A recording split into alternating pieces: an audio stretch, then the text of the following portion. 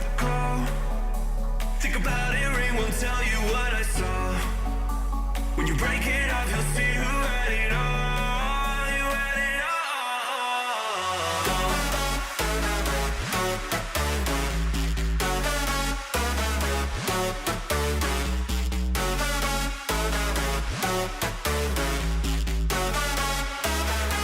You said you wanted to fall into oblivion.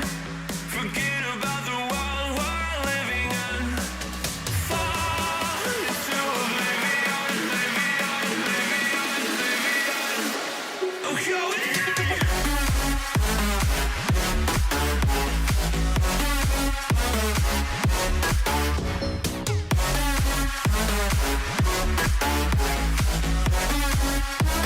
Fall into oblivion.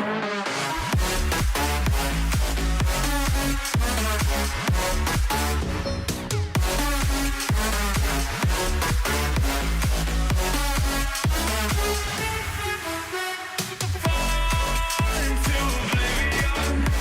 Forget about the world we're living in. Fall into oblivion, oblivion, oblivion, oblivion. I'm going in.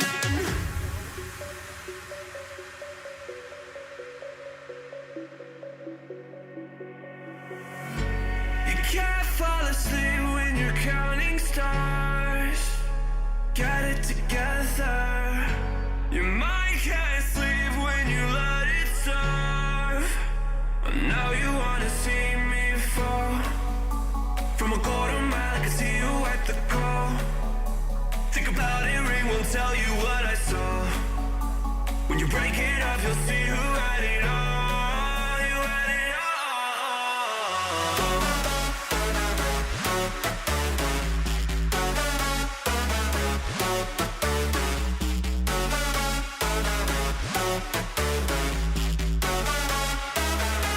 You said you wanted to fall into oblivion. Forget about the world we're living in. Fall into oblivion, oblivion.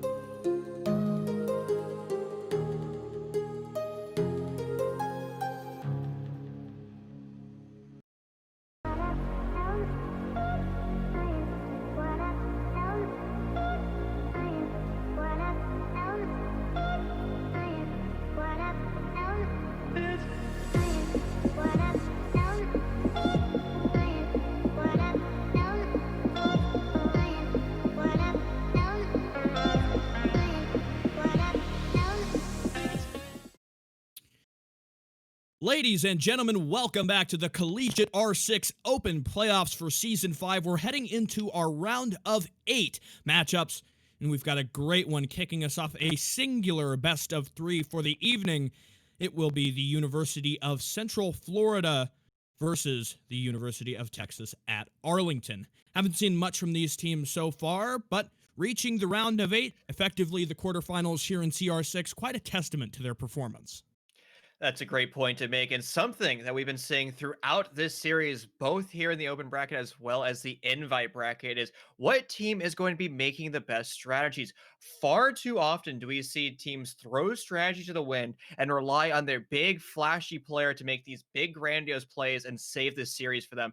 And well, when we see teams go away from that, actually rely on their macro strategies and play into the current meta, we see these landslide victories. So, will these teams be able to play the meta, play strategies, or are they just going to go frag hunting today?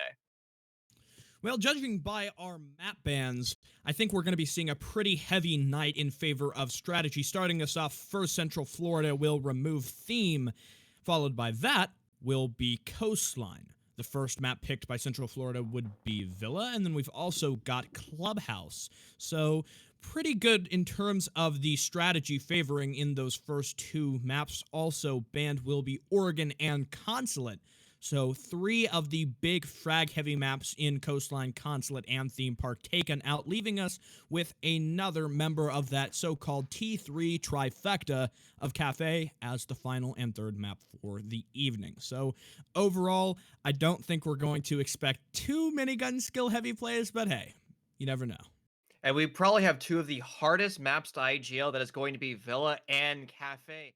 But Sticula, we've had a lot of theory crafting into this lobby, but all 10 players have confirmed they're ready to go. So let's start this best of 3 in the round of 8 to kick off this week. And we're highlighting IGLs on Villa and how it can be so difficult to take this map. It's because it's such a vast map. There's a lot of area to be had. And well, let's say you're playing and defending planes and games. Where are the attackers going to push from? Are they going to do a north execute, clearing all the way from master bedroom, or are they going to do a very linear take from study, or are they going to do a hybrid in the middle, which is probably the best way to take it? We're going to have to see how round 1 begins to plan out, but we have to start with the ban phase. As far as my expectations, the Thatcher would be an easy one, and in fact, we will see the Thatcher as he comes out first. No stranger overall through whichever rank you're in, T3, T4, the collegiate scene. Thatcher, a big operator to remove here, makes the defenders that much more easier in terms of their life when they're not worried about those EMP grenades detonating. Our second attacker ban will come through, likely something to do with hard breaching, but in actuality, we'll have the IQ taken out. So maybe this is a bit of a chip over towards the fragging game. Obviously, IQ, one of the strongest fraggers in the fact that simply she's got the G8, the next defender to be removed. A commonality here in competitive play will be the Malusi removed. So far, pretty standard. The IQ, only the sole operator that really sticks out to me. But maybe we're coming into this seeing that UTA, they've kind of got something against the G8. And the G8 goes burr, so removing that off one of the operators makes a lot of sense. Now, probably where that ban fits in is the fact that a lot of teams are putting soft utility on soft floors, which means you can destroy it from underneath, right? When you're playing planes and games, or you're upstairs in trophy, even if you're playing downstairs, we've seen a lot of IQs just walk out with her gadgetry in hand and just destroy the entire utility instantaneously, and that's going to allow the attackers to spearhead their way into the bomb site. Now with her removed, you're going to have to rely on the new Z pings as well as perfectly placed frag grenades. It is still possible, but destroying utility vertically from underneath is going to be a lot harder as of now. Yeah, that's definitely a big use we see from the Valkyrie, especially when you're leaving the Cade on the board. Not having the IQ is a pretty large worry. We'll see a 6 pick from Tri Brothers onto the Twitch. I think that that's him kind of recognizing the fact that you're going to need to clear out those Electro Claws. Taking a look at the rest of the attacker composition, you're going to be putting all stock of the hard breaching in the hands of your ace, which is a bit risky for a map like Villa, especially when you're focusing on attacking Aviator games initially. if your ace gets taken out, or maybe there's a couple of hiccups in dealing with the bandit batteries, we could be seeing a sort of funnel execute where the remaining attackers from Central Florida end up having to funnel in through the very many doorways we see on this bomb site. A big concern, especially when you're facing off of some of the strong guns on the defense, like that Alda, which seems to be the best gun to put in a chokehold position. The Twitch, she doesn't see a whole lot of play, and I'm really surprised from UTA that they don't bring out the Cade initially. The rest of their lineup, pretty solid. Maestro, a big operator to see in play here for Villa. It's almost like the Maestro is either completely banned out, we don't ever see him on Villa, or he's always played. And you're highlighting Cade there, and Cade can be incredibly powerful, especially over in planes and games, because you throw the Cade charge basically on top of the bomb chassis, and it doesn't matter if you have frag grenades, impact grenades, any type of explosive device, that Cade charge will exist for the entire round. It is an incredibly powerful position to have it, and well, with an IQ ban, I would double down and triple down on that strategy, because you want to have those study walls basically shocked the entire time, because the moment they fall away, well, that's going to allow Ace to basically Swiss cheese the entire wall. We're also highlighting the effectiveness of IGLs, and here's a perfect showing of that. We're going to be seeing the attackers of Central Florida take control of the north side of the map and start to work their way all the way south. About at the 90-second mark, though, the IGL of Central Florida will have to make a call and send 2 of his players either into 90 window or over to study to start setting up crossfires. A big trial here from the University of Central Florida is how they fare in the opening frag game. It can be so difficult to push onto the bomb site when you're at even standing, and now even worse so that you've had your Sophia go down early with very little opportunity to even deploy some of her lifeline grenades. You'll also see the sledge fall. It's a crucial set of frag grenades. In fact, the only set of those grenades on the side of Florida. This is really not looking good as the first round. They'll have to recoup these losses and come up with a solid plan to push onto the bomb site. Luckily, the Ace has managed to survive. For how long, I can't say. Well, 90 control is in favor of the attackers. They know there's somebody actively playing the deployable shield, so it's going to be who's going to be able to win this chess match of peekaboo, or who's going to be able to destroy the deployable shield. And right now, everybody's flirting with death, but here goes IQ, or pardon me, Valkyrie. She's going to work her way up, finding one, unable to find the second one. That's going to be the first casualty for the defenders, but it's not going to be enough as of now, because the defenders still have that +2 man advantage. The attackers are going to be forced to recoil all the way back over to the north side of the map, regroup, replan before they pounce back onto the bomb site. Well, it seems University of Central Florida still fighting back in some respects for the frag game. A nitro cell tossed out over by Zombie. I think it landed just a little bit too short. The Twitch moves on in, so that nitro won't matter. Attempting to engage with the Maestro deeper inside Gun Vault, though, taking up a position at the other door. Tri Brothers looking to make this quite possible. Sitting at 50 health, he's got the jump on the Maestro, who is attempting to deny the plant. It seems like the Aldo completely unaware. He'll swing around the corner, but Tri Brothers having some trouble in taking out that final kill. He tries to flicker around, but it'll be the revolver to earn that final kill. A great recovery from Florida. They improve from what looked like terrible odds. Remember, the most important thing to do is when you have a man advantage, you constantly peak with that man advantage. So if you see one individual sitting in a location, you swing him from 2 individuals on the defensive roster in this case to try to not only set up those crossfires, but to guarantee your refrag, because when you're challenging 1v1 exchanges, just what happened, well, you can start to work your way, your 2v4 into a 2v3 all the way down to a 2v1 in favor of the attackers. Mistakes like that, those start to compound. They can change the course of a team throughout a series. It is a small mistake. It's very early on, but both teams can recover. Well, there's a lot to talk about in breaking down that round. I think UTA had a great start. I mean, it can be very difficult to stand tall in the opening frag game, and they did it well, but I think in the latter half of that round, they saw that they were up by so much of a margin, and they tried to double down to secure it. We saw the Valkyrie make a risky play. Yes, she secured 1 kill at 90, though the IQ managed to whip around and take her out, so ultimately going 1 for 1 in that spot, weakening the hold of the objective. You gotta know Tri Brothers. He really picked up his team and carried them to victory in some respects. Excellent coverage on the post plant, and UTA seeming to get a bit confused during the chaos of the last 30 seconds. The Twitch allowed to maneuver herself really fluidly inside the bomb site, and it didn't seem like they had any intel. It makes me question the position of the Evil Eyes. Where were they? Because they didn't have really any effect. If they weren't on the bomb site, they were probably put at 90, and it seemed like there was at least some confidence, which makes me think they had repeatable intel that they were using in attempting to peek. That'd be the Valkyrie. She tossed out a Nitro Cell, went for 2.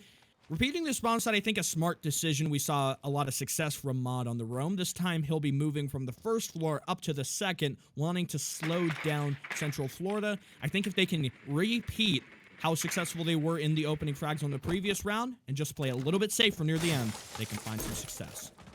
Twitch is an operator that doesn't receive a lot of love in this current meta, but she can be instrumental. And we saw Evil Eyes basically disappear. That could be Twitch utilizing her gadgetry appropriately. Now, we don't actually know. All we know is it seemed like the defenders were lacking some type of hard information. And if you see where those Evil Eyes are currently placed, well, those are perfect positions for a Twitch drone to drone on through, walking its way up, shooting its taser, and destroying that utility for free. Because most of those cameras aren't going to be actively manned by Maestro. It's going to be one of the true support players. It's usually a smoke that is relegated to be flipping through cams for the first 90 seconds of the match until somebody dies early on. But even if you have a dead member watching that camera, they can't actively shoot drones, which means that Twitch can just walk up, get a free kill that Maestro Evil Eye with her drone, and repeat that through gadgetry across the map.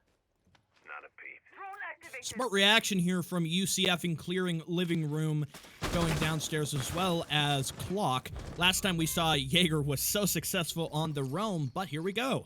Great start, much improved from Florida. They'll take out the Legion. A frag grenade sails in, though tossed a few meters too far. Maestro allowed to sit nice and pretty here. He could go for a risky shot. An impact grenade will deny some of that hard breach. We'll see another one tossed out, but Maestro still has more impact, so continually trying to deny it there. Look how one impact actually managed to slip through and didn't break one of the Selmas, so the Ace getting a bit lucky, and now the Maestro forced to rotate. No longer can he sit confidently inside of the hunting ball. The goo mine, though, stuck in the leg of Tri Brothers, will slow him down.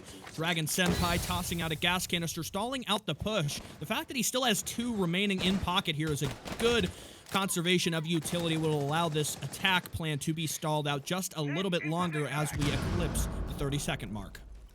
It's going to be on the attackers. They're going to have to jump straight into the bomb site, get their opening kills, but time's going to continue to work its way down. It looks like one might have been spotted by Spedman, but he's not going to take the engagement. He's going to be trying to go for the wide swing, but it's going to be the auto. What he does best, that is sending out pain and destruction, as it's now just one lone defender, but he's going to be continuously holding down Mouse 1, able to win the round purely off time. The attackers were set up with their crossfires. They started to work their way to the bomb site, killing everybody in their path, but they missed the most important individual. That was the man with 82 bullets. Got to make sure that you clear out those final defenders before you go for your execute, and especially, as you said, the Maestro, not the one you want to be last alive, especially with so little time, less than 10 seconds. That's the perfect environment for the Maestro to find success in, and we saw him perform so well. All he had to do was just hide in that little corner next to main breach. The Sledge did not have enough time to push through and take him out. Ultimately, UTA will end up with the round victory in their hands, if maybe by a bit of a different means than I would have expected. Trophy and statuary up next, now after a successful win on Aviator and Games. So Trophy is almost the exact opposite of Plains and Games, where attackers on Plains and Games, exactly what we saw to Central Florida, they're going to be taking from the north, working their way south. But now that you have a bomb site in the north side of the map, well, you're going to be taking from the south, pushing all the way up to the north, and then you're going to start to rotate once again at that 90-minute mark, probably your hard breacher as well as your primate and or secondary entry over to the northeast side, which is master bedroom. You're going to take control of this area, and now you've set up your 90-degree crossfire. This bomb site is probably the hardest bomb site across the entire map to set up true crossfires. Now, in theory, you could set somebody up on Star's window over here by Astro. The problem with that is it does cut away this highway, but you don't have a lot of flexibility to move, and a lot of defenders can actually have alternate rotations around the map, and it doesn't provide as much as it would be a traditional crossfire all the way on the northeast side of the map. Astute observation there, and yes, the Star's window in combination with hard breaching out the wall and simply sitting on the south balcony for master bedroom is really the only meaningful crossfire that comes to mind. I think you can get one other crossfire, though it does require some crafty use of the hard breaching, and that'd be in opening up the main breach, the triple wall, looking from outside of the bathroom window. You can kind of cut off the rotate as you move into statue from the red landing door, but we've got a lot of utility set up to stop that, and obviously without the IQ, it will be very difficult to clear the Electro Claws. It seems like Sledge has got a little bit of a feeling that somebody would be down there on the room. That'd be Mod, the Jaeger, hiding prone in B1, waiting for an opportunity to be given. If this gets misdroned, he could come up on the flank and cause some serious damage, whether that is in moving through from the top main at Study, or simply coming up at red once we see the execute begin. And hopefully the attackers of Central Florida have done their due diligence, setting up those flank drones. We're highlighting strong IGLs, and IGL should be dictating exactly where those flank drones go. It should be in the bottom of Astro's stairs, red stairs, as well as main. But a frag grenade is going to be sent downtown, and it's going to be finding its target. That is going to be the Smoke, one of your best operators at delaying time, and a second frag grenade is going to find its impact as the blue team starts to light up the scoreboard. Central Florida in a very strong position as there's only 2 members of Texas left alive and standing. But once again, it is going to be the ult and the big flank of Mod as he's going to find 2 kills of his own, but the ult is still stuck in 180-degree crossfire. He's twisting in the wind, trying to find one, but he's going to be losing that engagement. Now it's on Ahmad to retake his own bomb site as the attackers begin to put the bomb down. Smoke grenades are going to answer that back for the attackers as they're going to be trying to push Mod away, establishing that he doesn't have a line of sight. Standing on one foot here, Mod really does not have a whole lot of HP to back him up, and as well, that drone, I imagine, just gave away his position, whether in spotting him or simply by the Jaeger shooting. The plant has gone down, and now this will be Florida holding it passive. You got somebody sitting at Astro Rotate, one hiding back where we saw the Goyo hilariously explode after a wonderful frag grenade, the throwing arm on that Sledge, as well as actually Tri Brothers doing a ton of damage. The Ace having now completed his rotate, spots the back of the Jaeger. This will be a call out and a connection from the AK-12, gunned down by Beiji. A great execute from Florida. They moved down to the bomb site swiftly and shut down the opportunity for a clutch up of the Jaeger and Maestro.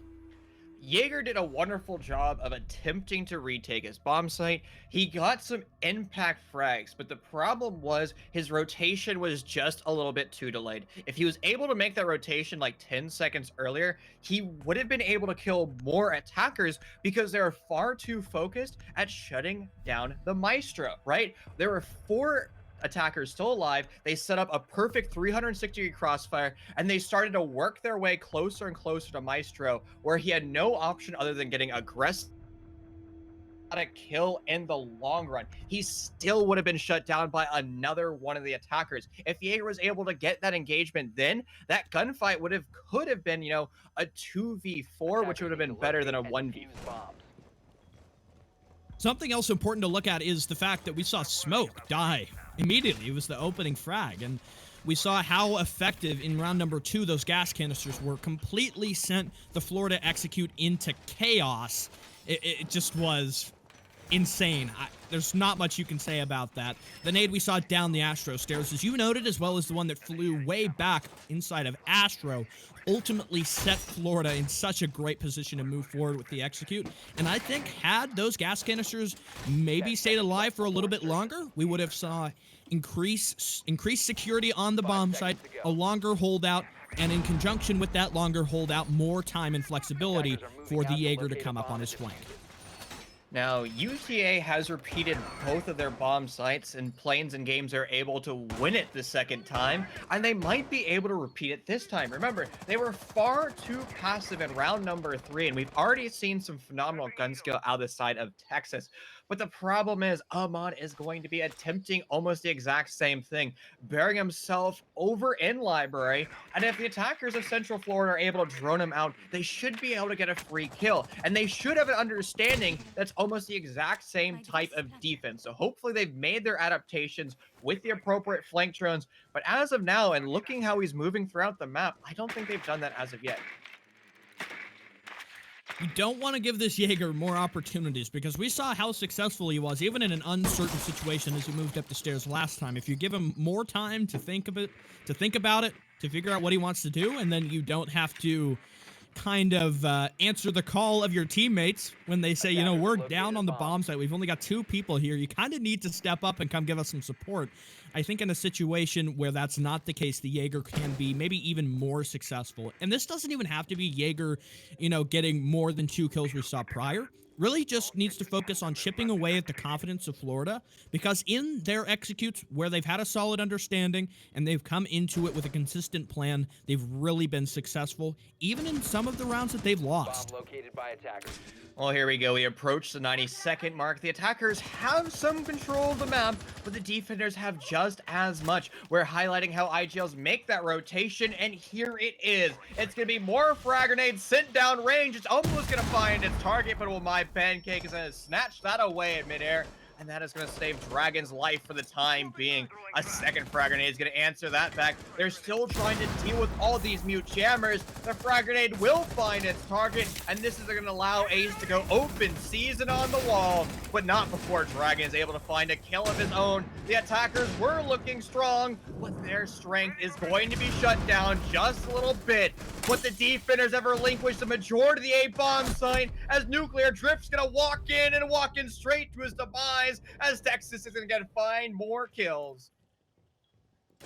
This is so much improved from what we saw just rounds prior. They are really fighting back at every standpoint. There is no opportunity, really, for Florida to move in.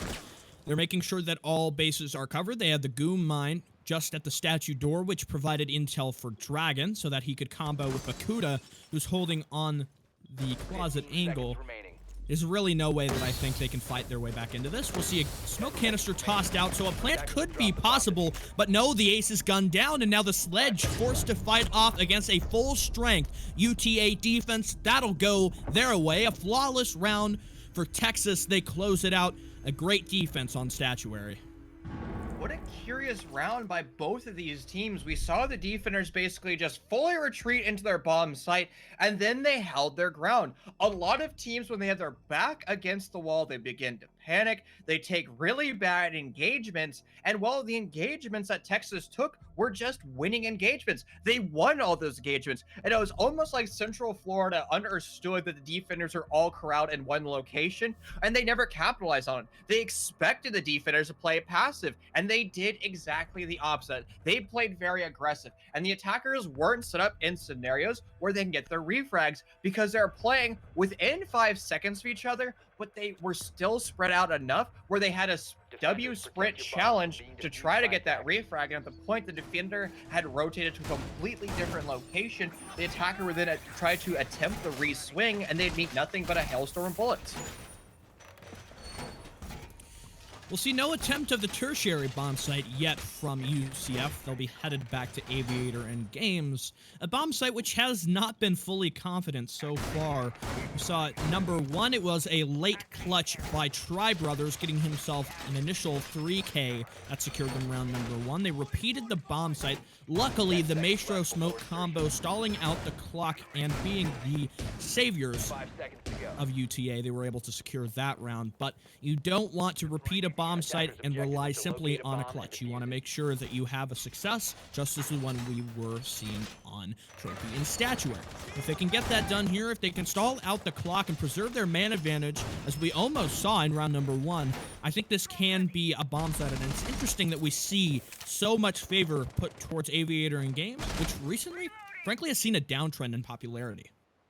I think that's just because, well, the primary and secondary bomb sites don't want to be played as much because the defenders, well, they have maxed out the majority of the possibilities, which means the attackers are going to do exactly that. It takes the attacking meta about 6 months to catch up, and when the defender meta isn't evolving, eventually the attacking meta is going to reach exactly where the defenders are. And well, when you see stage 2 of NAL, you can see the statistic live because this map has become attacker sided. Now only by 2%, but nonetheless, that is a huge shift because this map used to be a win rate for the defense of 75%. And that's just because the meta has stalled out and the attackers have a good understanding of how to break that down.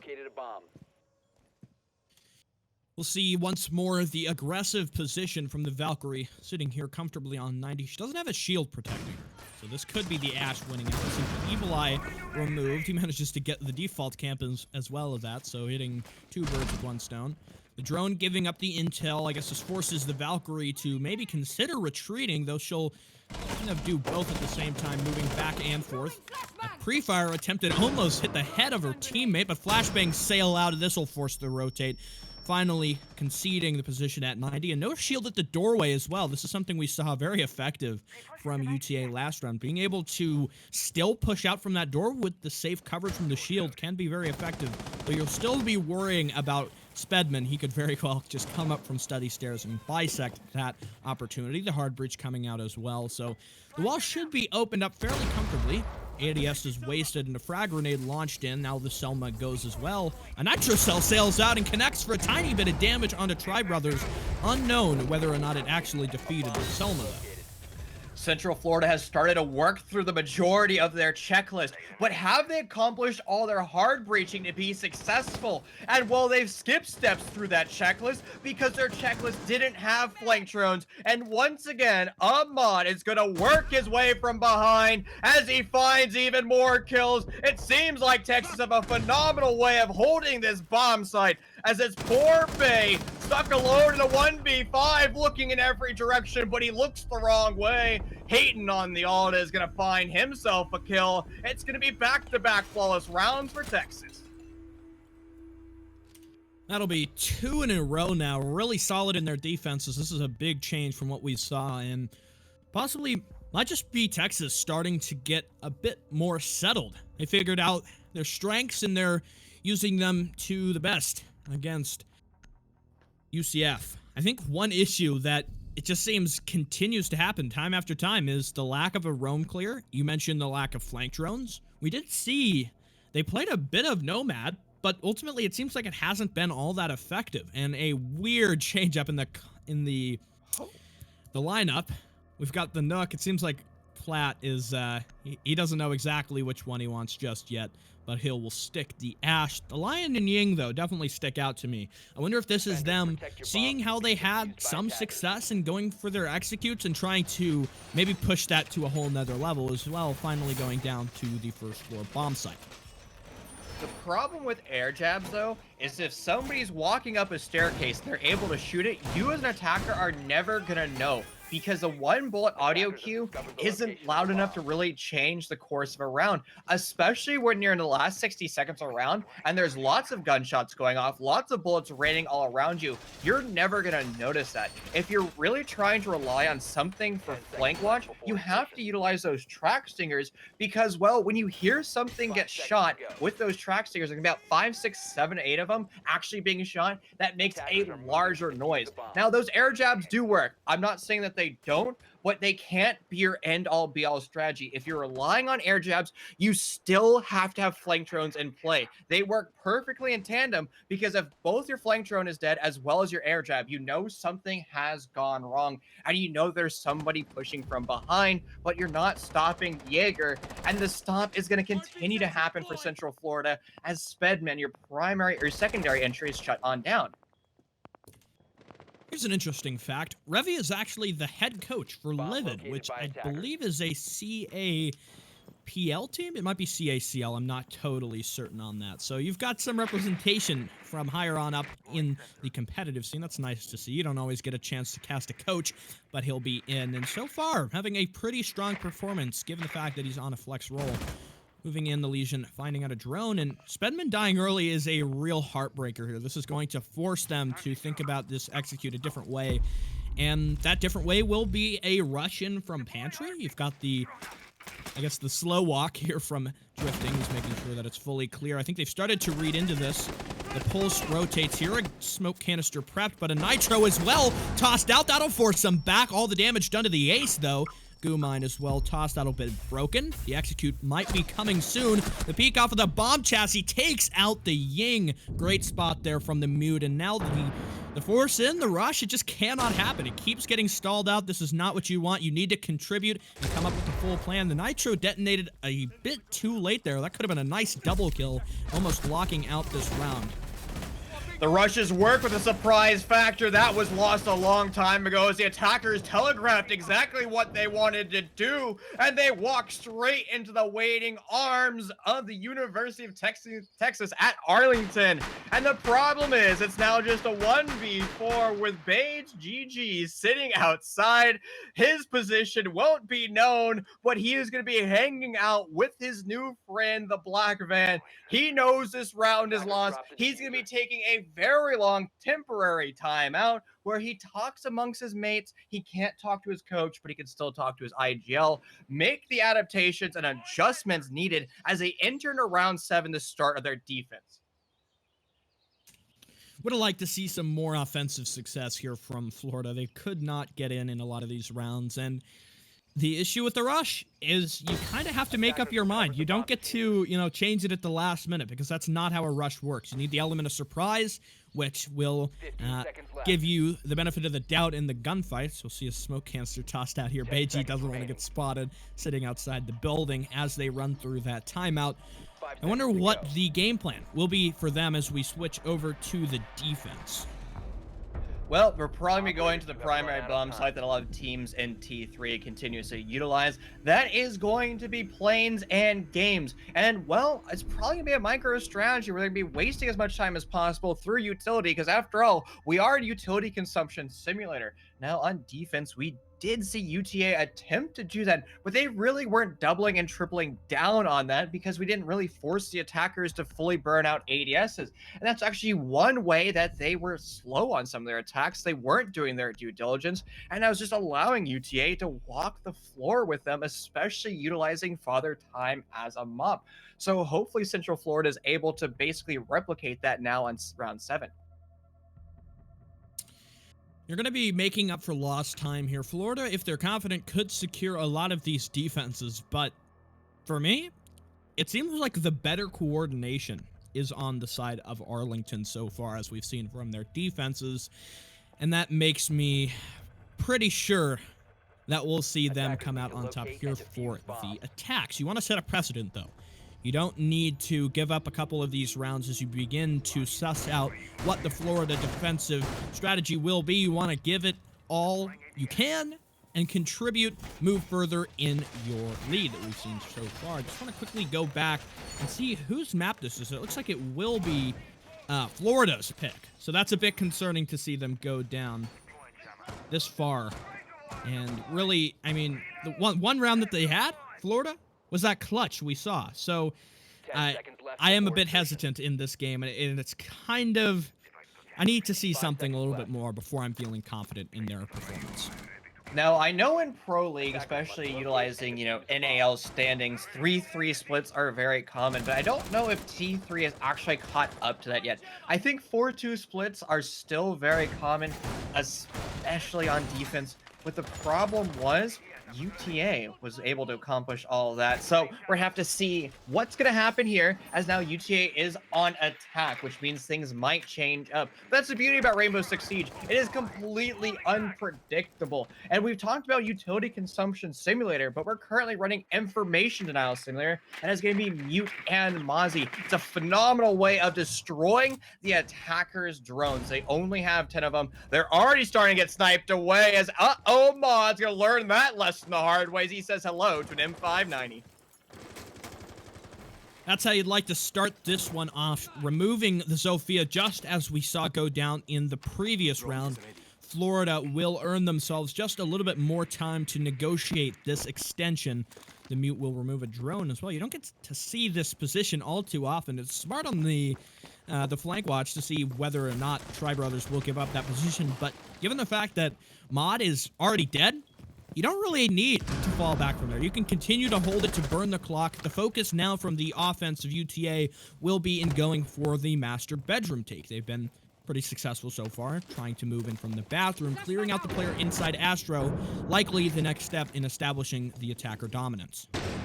Well, what dominance do they currently have? They have so little real estate to work with. They're slowly gaining more and more map control, and they're closer to achieving their goal of utter dominance on this bomb site. But they're gonna have to deal with Bane GG with the auto, who keeps standing up and crouching back down. He wants to find one with his gun, and he definitely will succeed in that, but he'll be buried right away, as Rev is gonna find a second in this round. A strong showing by the attackers, as it's almost a masterclass on the map that they did not pick. Plat is going to have to force the snake his way on his belly, as his position was also given away. He's going to be trying to relocate, but at a very slow rate. He can be caught out off guard as a drone confirms his location. Dragon will recognize the fact that Astro is now clear. The only player who can reasonably contest this is the bandit, as he sits just next to the split doorways. And actually, Nomad has moved up, sitting next to the wall, waiting for an opportunity. She could swing and go nuclear here onto the players hiding inside the bomb site. Checking the close corner, doesn't spot the bandit, moving back at the longest time. She's got to be careful about Plath here. He could go nuclear at any moment. You've got the close angle here from Tri Brothers. This is what you'd like to see. Swings, gets one, shuts down the Nomad now as he wraps around the final player on the plant, as well as Revy incredibly low in the HP. Tri Brothers, though, comes up huge. A quad kill, denying the plant, securing UCF their first round. Dominant performance on the mute. Ultimately, so close in the comeback there. The time wasted in that extension, though, cost them dearly. Remember, when you have the man advantage, to always utilize that man advantage. And well, sadly, the attackers, they weren't able to capitalize on that because they just blindly pushed through the fatal funnels, and they weren't wide swinging when their mate was felled to the ground. You have to always utilize that. You have to always guarantee that you can get that refrag. And when you're a defender against that man advantage, you can sit back, take a nice deep breath, utilize those fatal funnels, utilize the crossfires amongst yourselves, and also play off each other. That was a perfect read coming out by Central Florida. And right now, Villa's just looking very defender-sided, as the dapper individual, Mr. Warden, is going to show his face with his MPX. This will be the first step from Florida in trying to reach equal. Doable here. And yeah, Spedman on the Warden. I guess this is them realizing what happened last time with the Ying Rush in their strategy, maybe expecting a taste of their own medicine, but not really the game plan here for UTA. They're running a fairly standard composition. I imagine expecting Florida to go back over to Aviator, and that's why they're running this lineup. Personally, I don't see really any reason why this lineup couldn't find success. Maybe it is a bit tilted heavily in favor of the hard breach. All you really need on this bomb site is, I guess, to get the hatch open as well as the laundry wall here, and that can be reasonably well done with the Selmas of the Ace, or even in choosing to use the Habana. So we've got both. Ultimately, though, the Ace is kind of an operator you can put in any scenario. Habana also fits that role, so it's not too costly to see them have double the utility of hard breaching here. The Sledge as well, good to have him. You're going to need that vertical control in shutting down what we see from lurkers on the bomb site. Nomad, always helpful on the flank watch, especially when you got nuclear drifting, I think, over by Study. You don't want him cropping up near the execute. Sticula, I'm absolutely heartbroken. We only see the potential of 2 Nitrocells on this bomb site. Nitrocell Bonanza or Call Center from Hell, that won't be something that the University of Texas at Arlington won't have to deal with.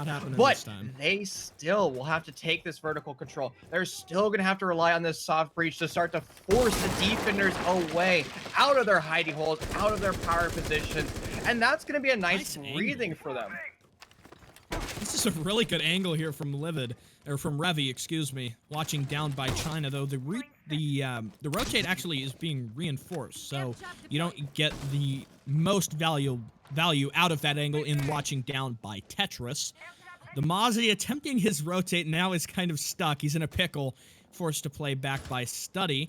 going for the long angle. Could spot out one of these players if they get a little bit too focused. Tunnel vision, never something you want to slip into, though luckily the Nomad will escape, only taking a bit of damage. I imagine that was between an earlier gunfight on the vertical play. You've also got Plath still holding on the vertical, or the horizontal roam, waiting. This is something I really like so far from Florida. They've been in command of the roam. UTA had pretty good success, but mostly it's the time wasting in the map control that Florida are succeeding at. Not so much in the roamers just getting a bunch of kills like we saw Mod continue to do. Well, the attackers are still going to be trying to turn this floor into Swiss cheese, grabbing some free kills. They have 45 seconds to accomplish that and push all the way onto the bomb site. But the clock is going to continue to work its way on through, and this is going to force UTA to make that adaptation and start to drop their individual primary fraggers all the way onto the first floor and start to hunt for those kills. The clock keeps working its way on down, but so far, really no engagements until the 20-second mark. Shots exchanged, the floor still being ripped away from Bay as he's going to be forced to rotate to a completely different location. Platomatic's going to find the first casualty in this round, as that is going to be your secondary entry removed. When it's back and forth between both of these teams in the 6-man lobby, the bomb's going to have to go in the deck, but when the individuals covering the plan has been shut down, now nobody's covering the plan. It's going to be an easy kill for Warden as he walks on through, shutting down Baku. That's going to be a nice round for the defense. Another successful defense as Florida begin to make this their game. We'll head into round number 9. This decides who takes the lead as we reach the halfway point in the second split. AVG finally crops its head for the second half of our first map in this overall best-of-3 series. No smoke in this early composition. I wonder if that's maybe pending a 6 pick, though the Mozzie, as the only operator I could really see you moving out of for this lineup, probably going to stay. It actually will be the Wamai to the Vigil?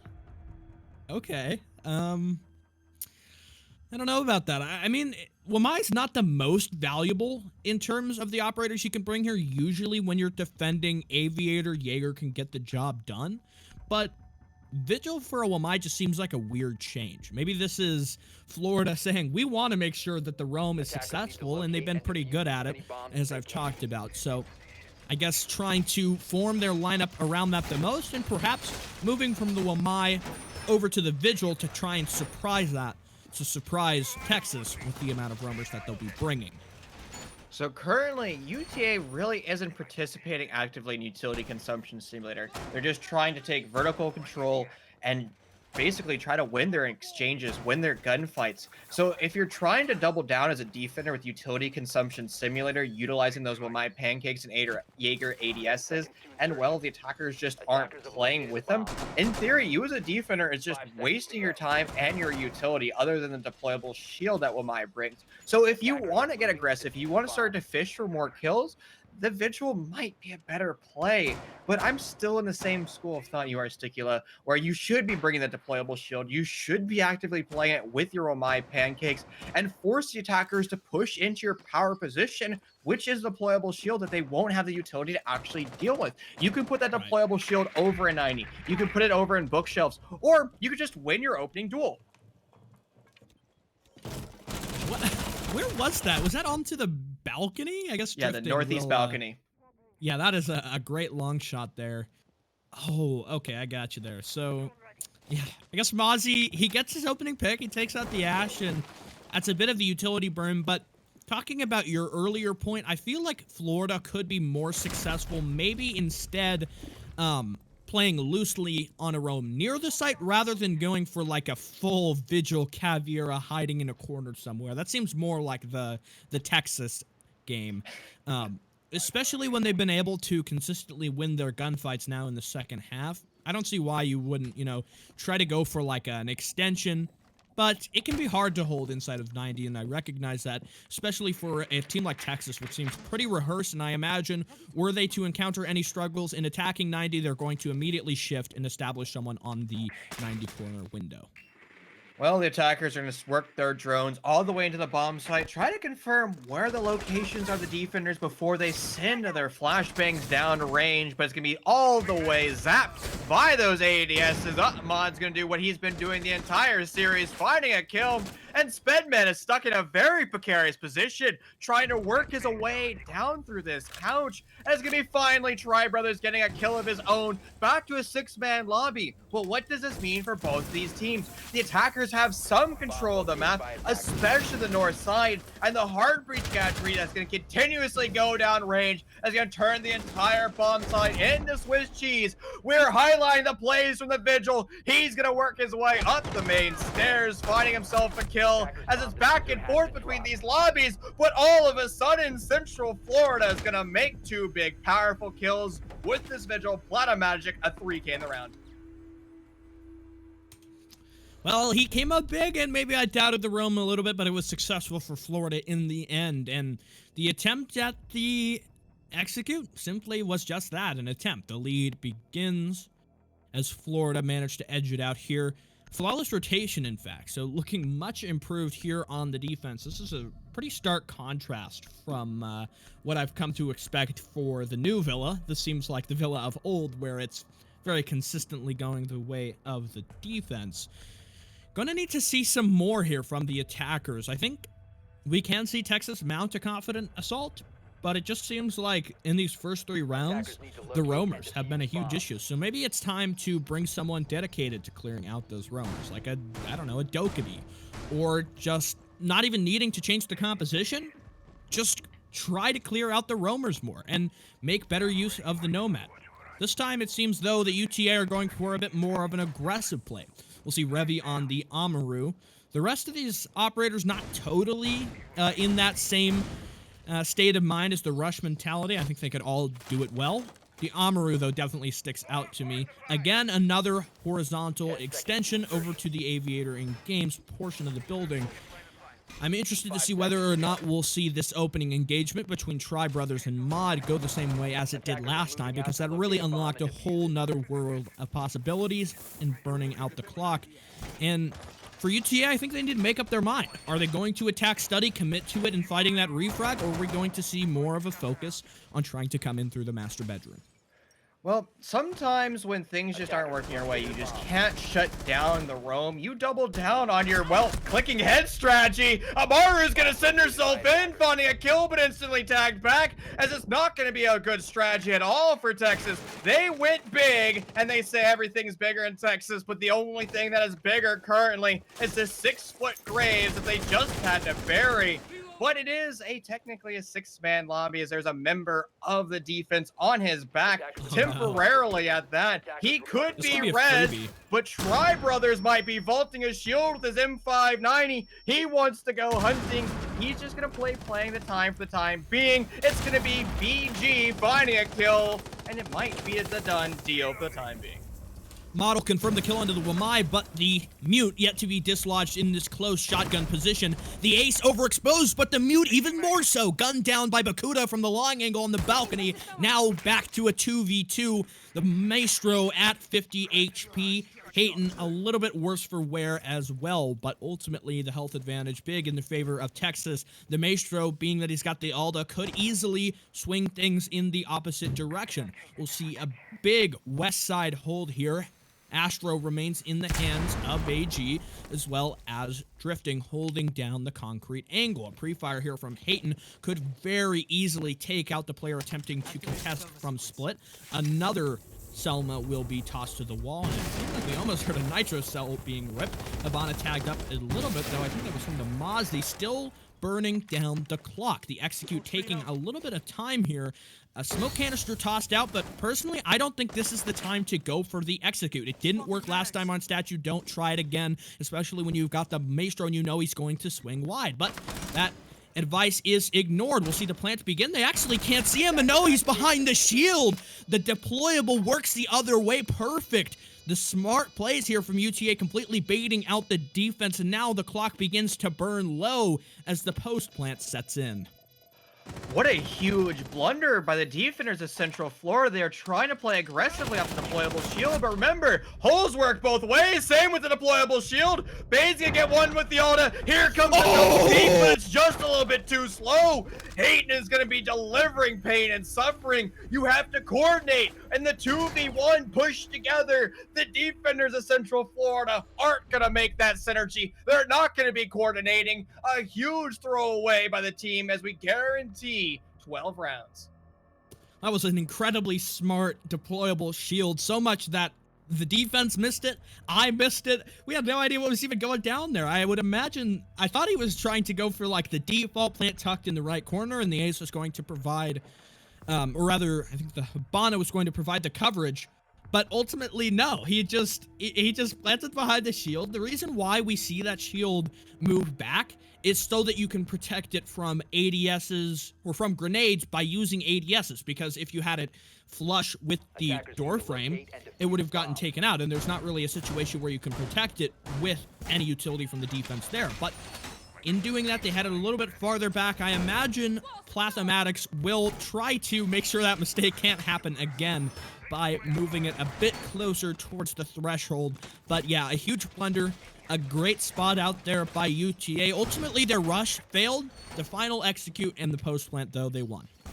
So that's a very common strategy that we see at the T1 level. But the change in the strategy is it's usually a Goyo shield that's placed there to prevent exactly that. Now, in theory, you could place the deployable shield in the appropriate spot, which it looks like it is now, but you still want to have that contingency plan. You want to know if something bad is happening, that you can destroy the deployable shield and now change up your line of sight and change up your real estate just slightly. That one small blunder did cost the defenders, but hopefully they're able to make those adaptations, understand why they lost the round, and right now they definitely understand that, and maybe they're gonna be doubling down once again on the roam that has worked pretty well for them. Neck and neck between the universities of Central Florida and Texas at Arlington, but the opening frag will go to Mod as he guns down Drifting. You can't try that same angle twice. The Valkyrie will fall. UTA begin with the advantage. A great start for them in attacking this bomb site, and that is the very risk when you attempt something like that. Questionable from Drifting to try to do it again. UTA, not a team that's going to forget the mistakes made prior. Ultimately, though, this could give them the upper hand in going for the execute. Now, you've lost out on a Nitro. If Valkyrie had any cams left still in pocket, those are gone too. Selma onto the wall is denied early here by the Maestro. I imagine this will trigger a frag grenade to be tossed over the wall, though you'll still need to defeat the Evil Eyes, or rather the Wamai Magnets. I imagine those could be protecting him, though unsure if they are doing so currently. Dragon's hesitancy in doing that makes me think that they aren't there. Ultimately, though, the Selmas waste out the impacts, and the X-Kairos come as well, though the rotation is actually scuffed. You can see the line in between. Even mind that, though, Dragon Senpai will find Plathematics, so maybe the cost of the broken up X-Kairos was a flurry of frags. Actually, Mod gets one as well, so it's just kill after kill. And for the time being, we've been in this scenario once before. The Alta is stuck with his back against the wall. He's been able to shred and find impact frags, but the only frag he's going to find is his own demise, as it's going to be Spedman working his way up Astro's stairs. His position won't be known as of now, but if he gets to this engagement and gets to this tussle, he will definitely be known. One free kill for him, but it's going to be a whole bell chiming as the attackers are alerted of him, and they pounce straight on his location. A nice kill for the attackers as we currently find UTA at match point. 2 statue attacks, 2 successful plants, and 2 rounds won. UTA now move up to match point after we saw Florida improve their scoreline moving into the initial half of our second split here. But now it's mostly the Texas show. They've stood away, and even though they had a questionable rush in round number 10, round number 11 was much improved. Mod scoring huge. He went for a gamble, and he got the jackpot on a 3K, really removing any hopes there from Florida. I don't imagine we're going to see another aggressive play from Nuclear Drifting again. He's going to try to play a bit more cautious. The third floor bomb site will be the area to go. Dining room and kitchen up next. And it seems another rush could be on the cards here, almost going wrong in the previous round where this was attempted. And that has a lot to do with, in a rush, you kind of need to maintain a solid tempo between all 5 members of your attack, because you can have as much advantage as you want, as much of a surprise onto the bomb site, but if you're fighting against the full strength of the defense with only a couple of your attack members, 1 or 2 traded gunfights that go the wrong way could result in, the defenders in an incredible advantage situation and a confused, muddled offense. Once you commit to the rush, you have to fully commit. It's a full send at that point. You have to send your players downrange. You have to guarantee your engagements. It's just like in World War I. When you're crossing no man's land, you had one option. That was entering your opponent's trenches or the enemy's trenches and trying to take control of that trench, because you didn't have the option of retreating. If you turned your back and ran, you would just be gunned down. The same principle applies here. Once you get control of the bomb site, you have to maintain control of that bomb site. You have to utilize your post-plant scenarios, your post-plant positioning, and try to guarantee that the defenders can't touch that bomb. But the moment the steam engine stops, it is going to be a stop from the attackers. They're going to be a little bit more sensible here in round 12, which could be we just saw the penultimate round. But here comes that rush. It might not be telegraphed as of yet, but the barbed wire will be giving that away. Yeah, Mod completely spotted out here, and I think the rest of his team, they now realize that they're going to try and play this a bit more cautious. We've got Plathematics waiting here at red. In combination with Nuclear Drifting is holding this long angle from over by Study. Plathematics, though, will move back down into the basement, not an area which we see given a whole lot of use. And though the Amaru didn't get to make the most use of her gadget, the simple fact that she's got a G8 with a great optic is something to be worried about if you're one of the match point defenders here from the University of Central Florida. Once again, the vertical destruction is going to start to work its way on through with the sole goal of attempting to find some defenders. But they know that there's somebody buried over in planes and games that might be the most important defender to find, as it's going to be 3 members relegated to that task. His position is known, the crossfire is established, and it's going to be a free kill for the attackers as they double those odds, as it's now a 7-man lobby. The defenders, they still have enough control of their bomb site to be successful, but they have to start to get kills now, and they really have to rely on that 11th man, the Father Time. This would be the hour of need now for Florida, who are desperate to get any kind of refrag here, put themselves back at even odds. My pick to take somebody out probably would be the Amaru, if you get to choose, or maybe the Ace.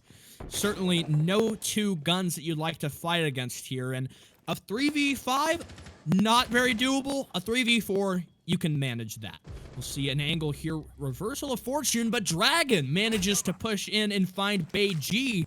And now Spedman and Plathematics, the final defenders with 22 seconds. A plant will begin. This forces the rotate from Plath. He's got to go aggressive to deny this. Here, a prone angle from the Ace. Spotted out by the Ace, though. And actually, it'll close out as a flawless round. UTA take their opponent's map pick. Villa will go 7-5. Texas had 3 flawless rounds in map number 1. They showed that they had a mastery on a map that wasn't their primary pick. And when we move to map number 2, which is Clubhouse, a map that is a very common in the T3 scene, I'm very curious to see what strategies they're going to be able to utilize. Is it going to be something completely different, or are they going to be able to constantly bully their way into these huge man advantage and basically shred anything on the end of their gun barrels? Well, we'll see Texas Arlington move out far ahead of the competition, up by 1 in the series. We'll be heading next to, I believe, Clubhouse. That'll be the opportunity for UTA to show us what they've got prepared on their own map pick, as well as exercise the opportunity to close out the series and take home the 2-0. That'd move them up to the semifinals. Definitely want to get that done here, and it's well within possibility, but the comeback story for Central Florida, That'll be what we decide in our second map, though before that, Chief, we'll be heading to a short break. So stick with us when the action will resume.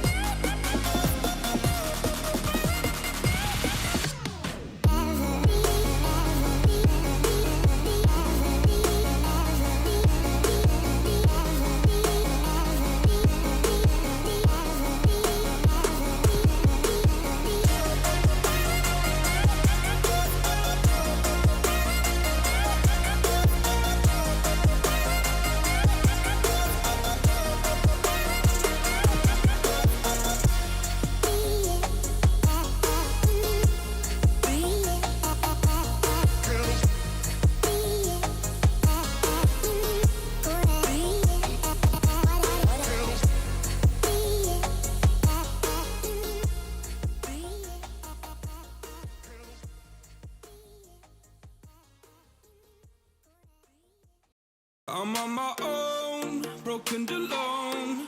I feel the rain crashing down all around this empty town. I'm searching for the lost and found, but you don't care, you're unaware. Keep moving like the scars aren't even there. It's in the air like a blazing flare. Just stare 'cause the flames will burn us. I thought you were the one for me, that's why I gave you everything. Held you close by the stormy seas. Oh, you meant the world to me. I used to kiss your head when you cried for me. Hold your hand while the pain was over. Keep you warm by the roaring sea. You meant the world to me.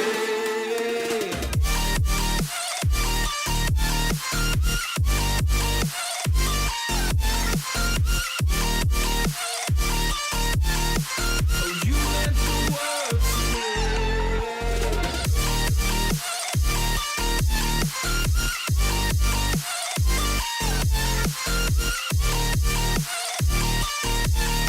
Oh, you meant the world to me. My darling dear, you're never here. When I'm in pain, you hide and disappear. Like shadows in the atmosphere, charting the stratosphere. Yeah. I prayed for you and kept you near, in hopes you'd chase away my fears. I'm on my own, you made it so, and now I'm chasing nightmares. I used to run with you through the great big leaves, laugh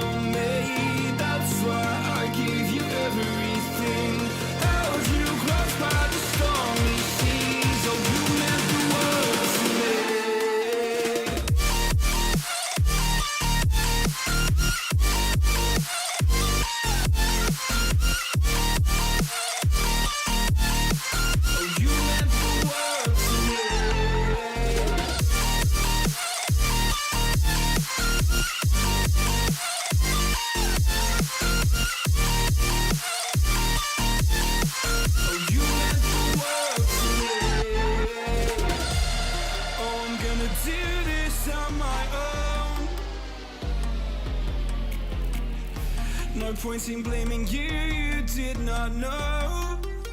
Oh. I thought you were the one for me, that's why I give you everything. Held you close by the stormy seas, oh you meant the world to me.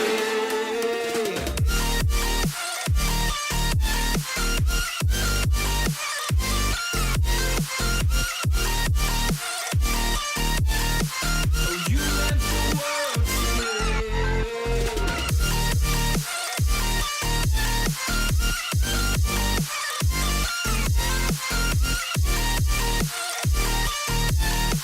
Oh, you meant the world to me. Oh, I'm gonna do this on my own. Ladies and gentlemen, welcome back to CR6. This is the round of 8. It is currently Central Florida versus Texas at Arlington. In map number 1, we saw a strong showing from both of these rosters, but Texas getting the better of Central Florida 7-5. Will they be able to repeat this as they move over to the map of Clubhouse? We have to go through the bandways before we can actually start to answer these questions.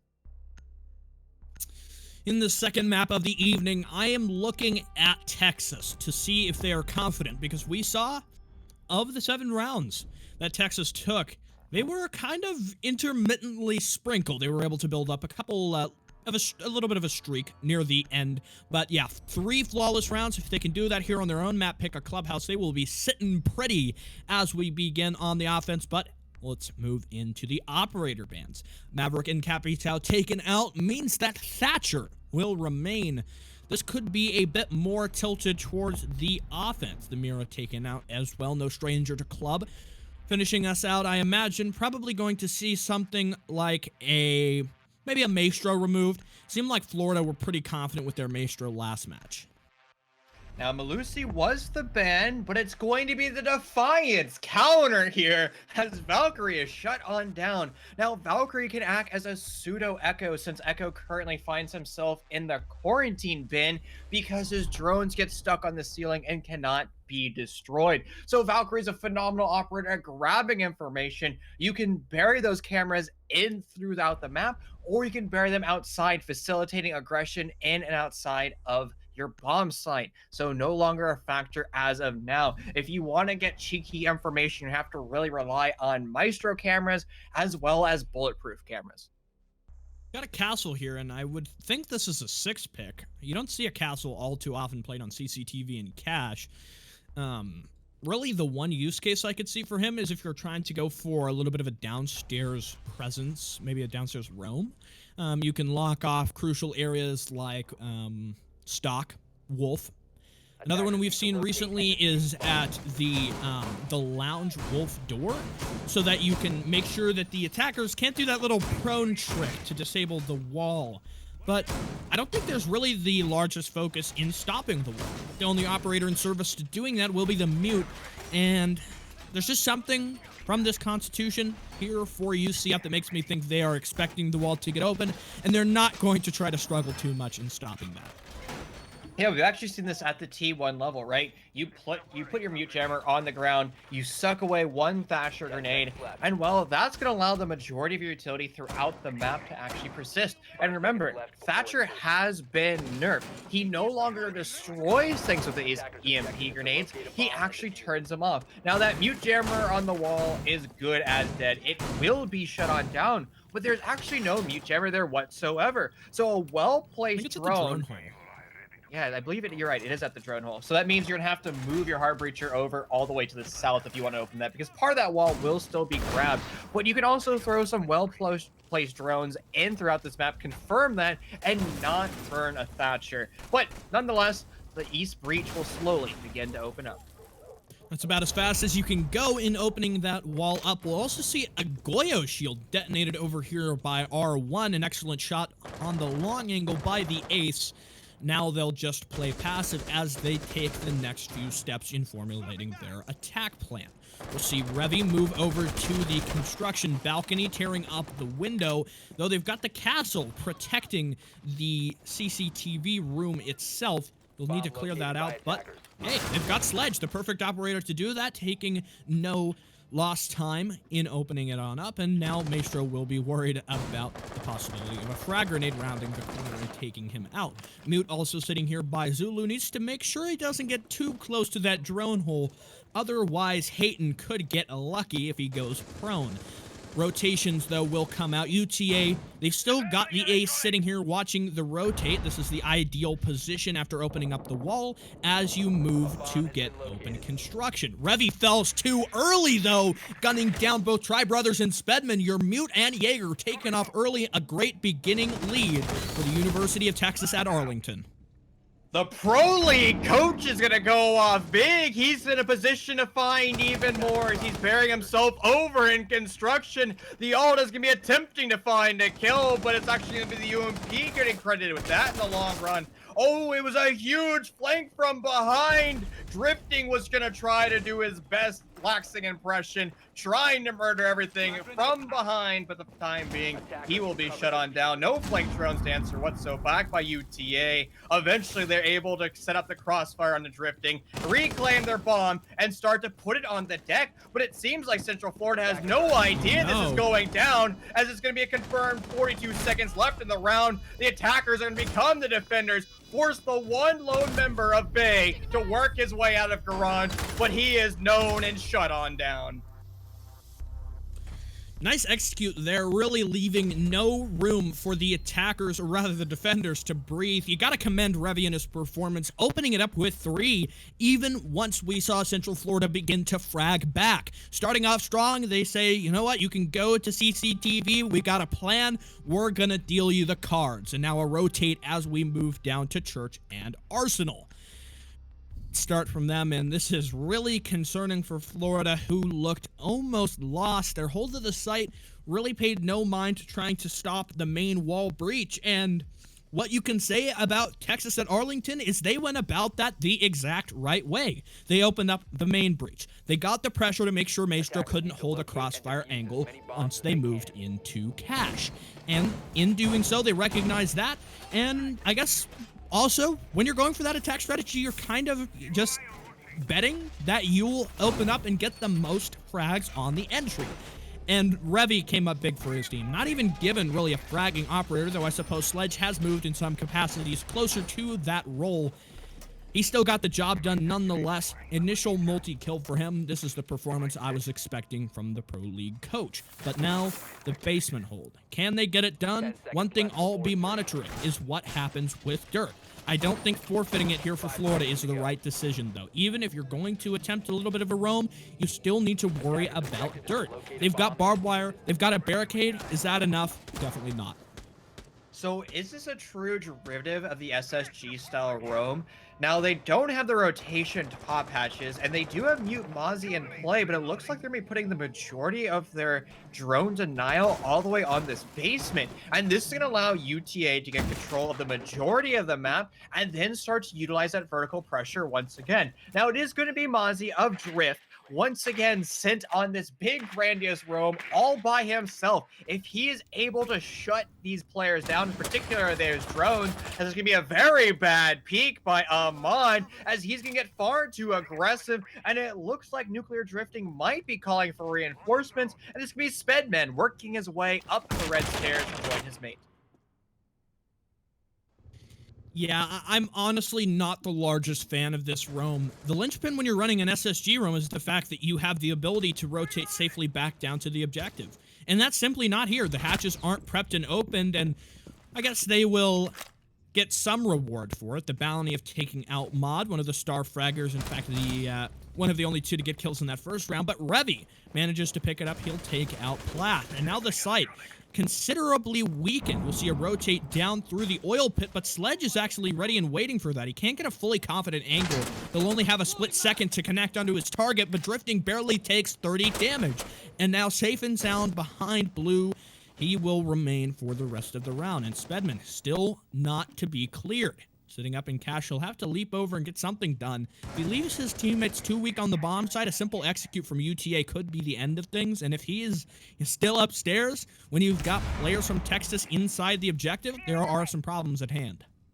He's gonna be slowly working his way out of garage. He can hear that there's players sprinting around close by, but they didn't look anywhere near where that flank drone was. The Pro League coach is gonna do what he does best, clicking heads as a frag grenade is gonna go downtown, but he's gonna be the loser in that exchange because they didn't do their due diligence. They didn't burn away those Jaeger ADSs. That grenade would have found its target and almost certainly killed Drifting, but the flashbang dump never came on through, and now it's going to force the attackers to push in where the defenders are, pushing straight in M590s, and that's going to force Texas to slowly lose members as the fatal funnel dirt might cost a player his life, but Dragon's just going to win that exchange. He's going to have to win another one as he challenges the Alda, but the drop on through for Haru is going to get a kill, and once again, it's going to be Tri Brothers in a clutch scenario as he's working his way out of blue. He'll have to come in, but now the diffuser's gone down. He spots the arm of the Thatcher rotating, though missing the opportunity, wasting the shots. His position is known. The Habana will take him down. UTA take round number 2. What looked like a struggling roam clear ultimately spirals out of control for the flustered Central Florida. Oh my lord. It seemed like Florida had complete control of the round. They had the proper amount of flank to go behind, but they're starting to skip steps. Remember, when you're a flank, you have to be hunting for attackers, but also being very careful of where you're walking because there could be a flank drone buried. You have to weigh the opportunity cost of your life versus killing an attacker. And well, sure, you had a 4-man advantage with 60 seconds. You could pull off the hero play, or you can retreat back to your bomb site and force the attackers to push into you. And well, the opportunity cost that round was death because we saw the bandit get far too aggressive. He was caught out on a free drone and shut on down. Texas did almost lose that round. It came down to 1v1 gunfights, but once again, the defenders weren't able to utilize the clock as well as positional crossfires. I think the issue here for Central Florida is the fact that, yes, these first 2 rounds have been relatively close, but when you're sitting down by a point, it doesn't matter how close the rounds are, just so long as your opponent is winning them. You're going to get more and more concerned as you fail to close them out. And that last one, frankly, I think it was the wrong way to attack it from Texas. It looked uncertain, it looked shaky. They managed to get it done in the end, and that's pretty much credit to the teamwork between I want to say it was Dragon Senpai and Bakuda who moved in from dirt as well as dropping the hatch. Were the Thatcher to have not won his gunfight at AKs, things might have gone very differently, and that's something you need to worry about. The fact that Texas, with a shoddy attack plan, can still beat Florida, who are in the advantaged position, gives me a lot of concerns. And on the, frankly, what could be the deciding map here between these two teams, there needs to be a sharp change before we reach the halfway point. They need to come up with a plan to defeat them now, lest we see the advantage go early to Texas. Well, there's a perfect kill once again for Drift, as it can be far too aggressive with no drone economy seen by Texas. They were starting to skip steps. Oh, there was a drone buried in top of bar. That kill had full information from the attackers, but the sprint challenge around the door frame is what's going to lose them that exchange, and the sledgehammer will no longer be a factor. Now it's going to be on Central Florida to utilize the impact trick. It might be a little bit delayed, but all you need is 1 pixel of time left. The impact grenade is going to find its target. This is going to force Abana to continuously open up the top hatch, but she will no longer have that opportunity as an aggressive peek from Drift is going to shut her down, and this should be a good round for Central Florida as they have the 2-man advantage. Now that Drifting has put themselves up by 2, this is the perfect time to recall everyone back to the bomb site. Now that there are so many players to worry about, all you need to do is hold it safe, but Spedman still refuses to contest. He's going to try to burn the clock as low as possible. Mod will move on in. A drone jumps over and spots the bandit. The pre-fire should be attempted here, but he goes just a few pixels too far to the right, misses out on the opportunity to cut down Spedman. And so, with this engagement in mind, the clock continues to burn down low. Mozzie, holding from blue, could very well catch this rotate. And should Mod get a little bit too preoccupied with chasing Spedman, we could very well see him die. And check out that awesome band wave. Goodbye, cheaters. The Mozzie does not get spotted. The sprint around the corners is Drifting. Comes up big. All 3 kills from his team on the round go his way with not much to say for the University of Texas.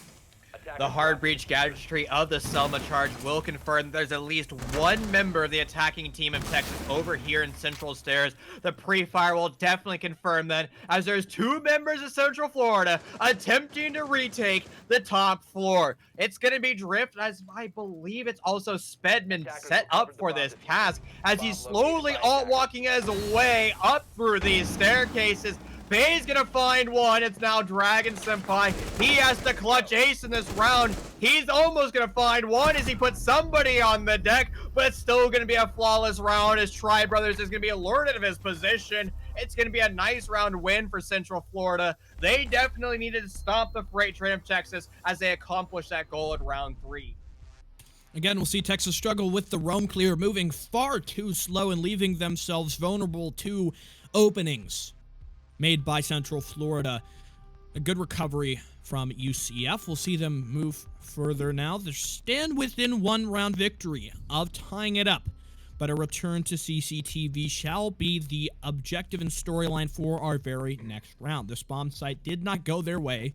We saw Revy be incredibly successful, and in fact, because of his dominant performance on the sledge, he's been promoted to the Ash. Given the R4C, though, nope, it'll be a 6 pick. He's actually onto the Amaru, an operator, frankly, with a similar amount of gunpowder. The G8 versus the R4C both can get a lot of work done.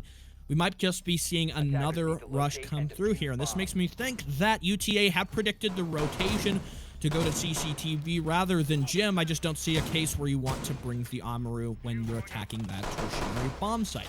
Tri Brothers now onto the Cade. This is a good change from what we saw prior. They were deciding to run the Mute. You've also got the Vigil, which I don't specifically remember in round number 1, though you do leave yourself vulnerable in the fact that you have no Jaeger, instead relying completely for the projectile deflection in the Wamai. Now, where will Amaru actually be utilized? You could, in theory, send her up Central Staircase because there's that window there. Try to get map control for free. You can also try to catch somebody off on a free rotate because it looks like Nuclear Drift is going to be set up playing in this direction somewhere here in Master Bedroom. So you can try to capitalize on that kill as quickly as possible. Now, Amaru just doesn't bring enough utility, so it might not be the play, but here we go, full send. She's gonna go knocking. She now owns Master Bedroom, but will she own enough of the map? The new beep boop devices will be giving her position away as she has to actively contest the deployable shield. The Amaru so far not bringing enough utility because Sophia is already on the window in just about the same amount of time. No freebies for Revy thus far in the round. The Wamai will rotate. A flashbang tossed out as they begin the utility burn process. You gotta be careful, Amaru. It looks like one flashbang goes the wrong way. It'll blind her out and force her to play a bit more passive, but the flashes work both ways, and now the Cade himself has been flashed, forced to play passive. Good combination. Don't know what's going on with the prone. The Amaru's legs going everywhere there inside of construction, but still the G8 continues to contest. A nitro cell tossed out, but a bunch of damage tagged onto Revy. Mod seems keen, worrying about the player on the flank at the main stairs, and it's a barricade from drifting? I don't know what's going on here. Locking off this rotate, though I'm not sure what consequences this will have. Hard reaching open the wall will be made a bit more difficult. Somebody waiting down by stage as Hayden picks up the first frag despite the massive amount of damage dealt to Revy inside of Con. That one barricade seems very small, but that's going to prevent the attackers from working down Central Stairs because they own all of Master Bedroom, which means you can actively challenge the construction wall because the attackers are going to have to open that up. But if you throw an impact grenade or a nitro cell, you could shut down not only the hard breacher, but his gadgetry as well. It is a small play, but completely genius.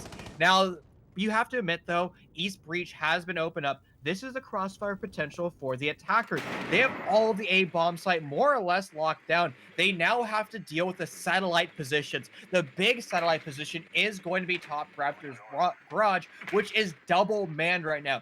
The attackers have to actively deal with this if they want to push into the bomb site, because if they don't, they're just going to begin to lose a round. There goes the control, but instantaneously zapped away by Central Florida as they find 2 kills.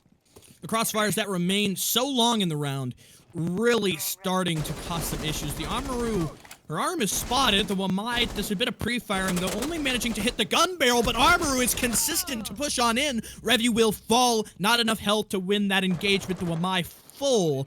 He'll be tagged up just barely. Habana. That'll be Bakuda with a nice reaction shot at 3v2. We've seen Dragon Senpai and Bakuda in this situation before. They managed to win it, and the plants will begin. The problem is it could very easily be denied from below, but I don't think that'll happen. Moving into the rotate, the diffuser is planted. Hibana waiting for it. She'll gun down the Wamai. Now a double kill and a 2v2. The Vigil below, no opportunity to coordinate with his teammate. The Maestro put into a 1v2. It's not the situation you want to be in.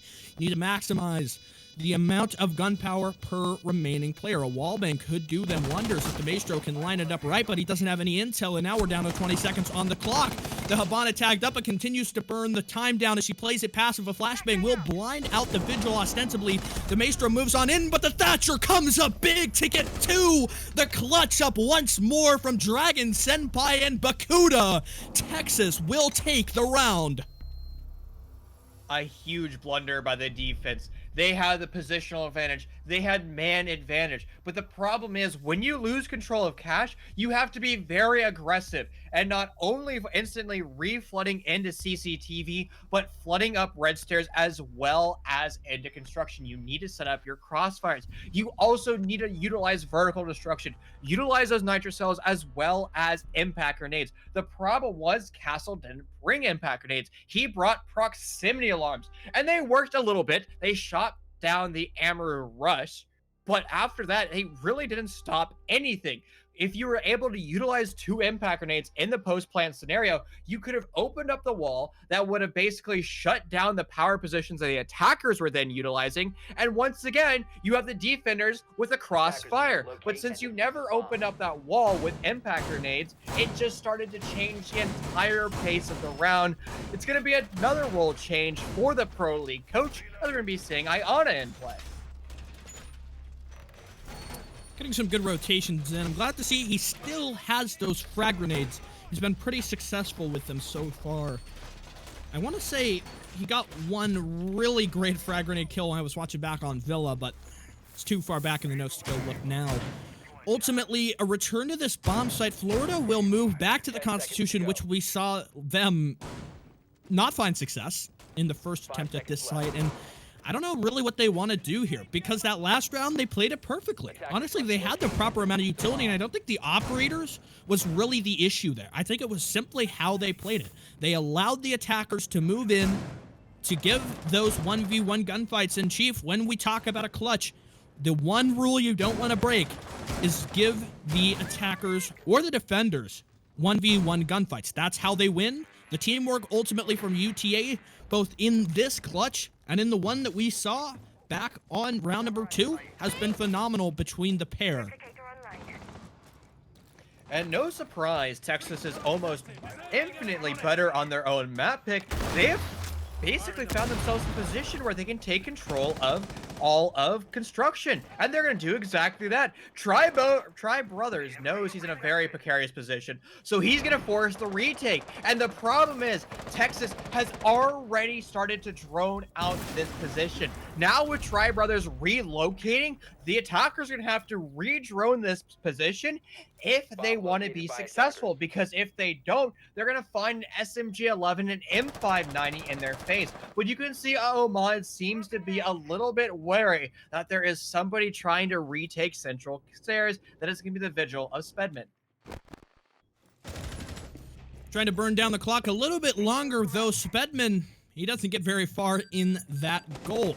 Tri Brothers still holding close. They don't know he's here in the corner. A freebie onto the Thatcher, and Drifting finds one onto Mod. So now the man advantage, which was slightly in the favor of UTA, swings back in the opposite direction. Not irrecoverable, though, as we'll see Revy gun down the castle. Curiously positioned inside of storage, it'll fall now to a 3v3. Consistently, we've seen UTA win out when they have equal or better in the advantage. And you want to make sure that you don't let anything come through. Now is the time to play this right. Don't get too aggressive, because UCF need this round. You don't want to give UTA the opportunity to end the half at 5-1, because with the map win from number 1 in their back pocket, with the massive lead, the morale and the momentum, it's a deadly combo, and heading into the second split could very well mean we approach a dominant victory for them. Oh, a frag grenade's gonna go sky high, but there's nobody anywhere close to that mailing address. Tri Brothers was sitting on a floor that could be instantaneously removed from underneath him, but the drone economy from Texas wasn't identifying that as of yet. They still have 30% of it up, alive, and active, but with 20 seconds left on the clock, the drone economy won't matter that much. It's going to matter how well they can click heads in this scenario. Here's the punt, as it's going to go down, but shut down by an M590 as the entire lobby begins to crumble, as it's now just the Pro League coach. He's going to be forced to find 2 impact frags with a bomb only a meter away. It may be a mile away, as he's unable to reconnect with it. It's going to be a round win for Central Florida, an important round for them once again. That's how you need to play it. Simply burn out the clock, play the time, and don't give them the opportunity. Church is bomb site. We saw them win in round number 3. They might be able to do it again. Depends on what happens from the roam clear. That seemed to be the main issue that Texas at Arlington struggled with. And another one of those main issues simply was drifting. He got a bunch of kills, I think approaching a 4K, maybe even just 3. You don't want to give him these opportunities. We saw in rounds where he's been shut down early, that tends to lead to a more successful execute. The clutch player for Central Florida needs to go down early. The same can be said on the side of Central Florida, though. They've been pretty successful in taking out Revy early. He's been one of the biggest fragging players, especially on Villa, but now even more so as we move to Clubhouse. And this would be the round to really determine this. I think if UCF close it out at 3-3, we could see them move up and maybe regain the momentum. Exiting match number 1, they were down at 2-4, and they still managed to recover it with a nice set of 3 rounds after the side split. But UTA recovered, they played it well, and they were able to move back into an area of consistency. You don't want to let that happen again. So right now, it seems like Central Florida is really uncomfortable with all the bomb sites on the map. They've tried to go to the same bomb sites back to back, and sure, they've won 2 rounds, but what we're highlighting in map number 1 is, well, this map here in map 2 can be very defender-sided. 4-2 splits are common, and at worst right now, Texas can only achieve a 3-3 split. Now, I do say only, but that's a huge step because they've already accomplished their goal. Winning 2 rounds, plus with the additional round to make 3 is a huge accomplishment. But what are they going to do with it here into round number 6? They're going to have to utilize their vertical pressure. They're going to have to clear out the entire map, and hopefully they can start to channel their inner Dark Zero, clearing all the way from the East Breach over in CCTV and working their way west. Now, it won't be a traditional Dark Zero style execute because they're going to be pushing from the west, but this is a wonderful adaptation as of now. They have to actively deal with this offsite pressure, and the drones are going to start to flood through the map, trying to pick away those roamers. Now, is there a crossfire to answer those roamers back as they eventually retreat? That's the big contingency plan that you have to utilize when you're an attacker. Just because you drone out the defenders and force them away, if you don't have a plan to kill them on those rotates back, they're still going to come back to bite you, and they're going to still come back and shut you down in the long run. Still waiting. Biding his time here. Moving on through inside of... Nearly spotting out... I think that's the Thatcher. Or actually... Not entirely sure, but he'll retreat. So not trying to fully double down, I guess, on the extended roam. But it just seems like UTA will clear out roamers on the first floor constantly, but the second floor is just off territory. It's just, they don't go up there. You might roam up there, you can sit up there the whole time, they'll never even approach you. And I wonder if that's them maybe being a bit worried. We saw in, I think, a previous round, the Zofia of Mod, he tried to push up there and he got completely smoked. So maybe they don't want to completely change the focus, instead trying to go for a more execute-focused round. Maybe this is them just saying, we'll let Central Florida focus up and stay upstairs for whatever time they want to. Instead, just let's go for the execute and let's catch them off once they try to rotate back. It's a risky game to play. You don't want to, rotate down to the bomb site and be unsuccessful, because then defenders on the flank could easily shut you down. I think you highlighted the best. It's a high risk, high reward strategy. And now that you have the man advantage, you can play that a little bit better. But Nuclear Drift is going to be rotating to 3 of his compadres over here in 8Ks. And well, it's going to be an open season for Central Florida as the fatal funnel that Texas currently finds himself in might be their undoing, with the bombs going down, and it looks like Central Florida has no idea they're about to deliver themselves into a post-plant scenario. Now it is a 1v3, now make that a 1v2 with somebody on the deck, but nonetheless, it could be Central Florida winning it out. They were in strong fashion until the last few seconds of the round. It almost crumbled through their fingertips, but they're able to recover nicely. Unfortunate to see UTA just be so successful in some of their attacks, just to let Florida kind of frag back and find their stride. Though I suppose you've got your 3 attacks on the first split, so now you get to flex your defensive muscles. Maybe Texas at Arlington, they've got something special cooked up here in the defense. Their initial lineup here for CCTV makes me think, though, it's going to be fairly stock standard. We'll have to wait, though, as we get into the round to answer that question truly. Now, are we going to see a more traditional style of playing cash CCTV? Are we going to see some big, grandiose attempt of a roam coming out from Texas? And they've been pretty aggressive, winning the majority of their gunfights. So in theory, we could see them try to get aggressive. But I think they'd be better off trying to hold up the satellite positions throughout the map, particularly top rafters and garage. Because when they were on attack, they were basically unable to answer the position all the way over to the south. They were able to just win their engagements and force the defenders to leave garage because they isolated out A. So hopefully the defenders now of Texas are able to read into their own attacking strategies, reverse engineer them to guarantee that Central Florida can't utilize that macro strategy against them. So what do you think about the round economics? Because for Central Florida, I mean, taking 3 defenses is decently well good. And I think if they come out of this, if they're confident, you know, they're riding high in saying that we've got these 3, we know what we're going to do you think that they can come in and maybe, you know, take this in regulation A, or, you know, maybe just close it out in OT? It's impossible to tell, and since this is Texas's map, I think this defensive phase that they're currently entering in is going to be advantageous for, well, the team that selected this map, which is Texas.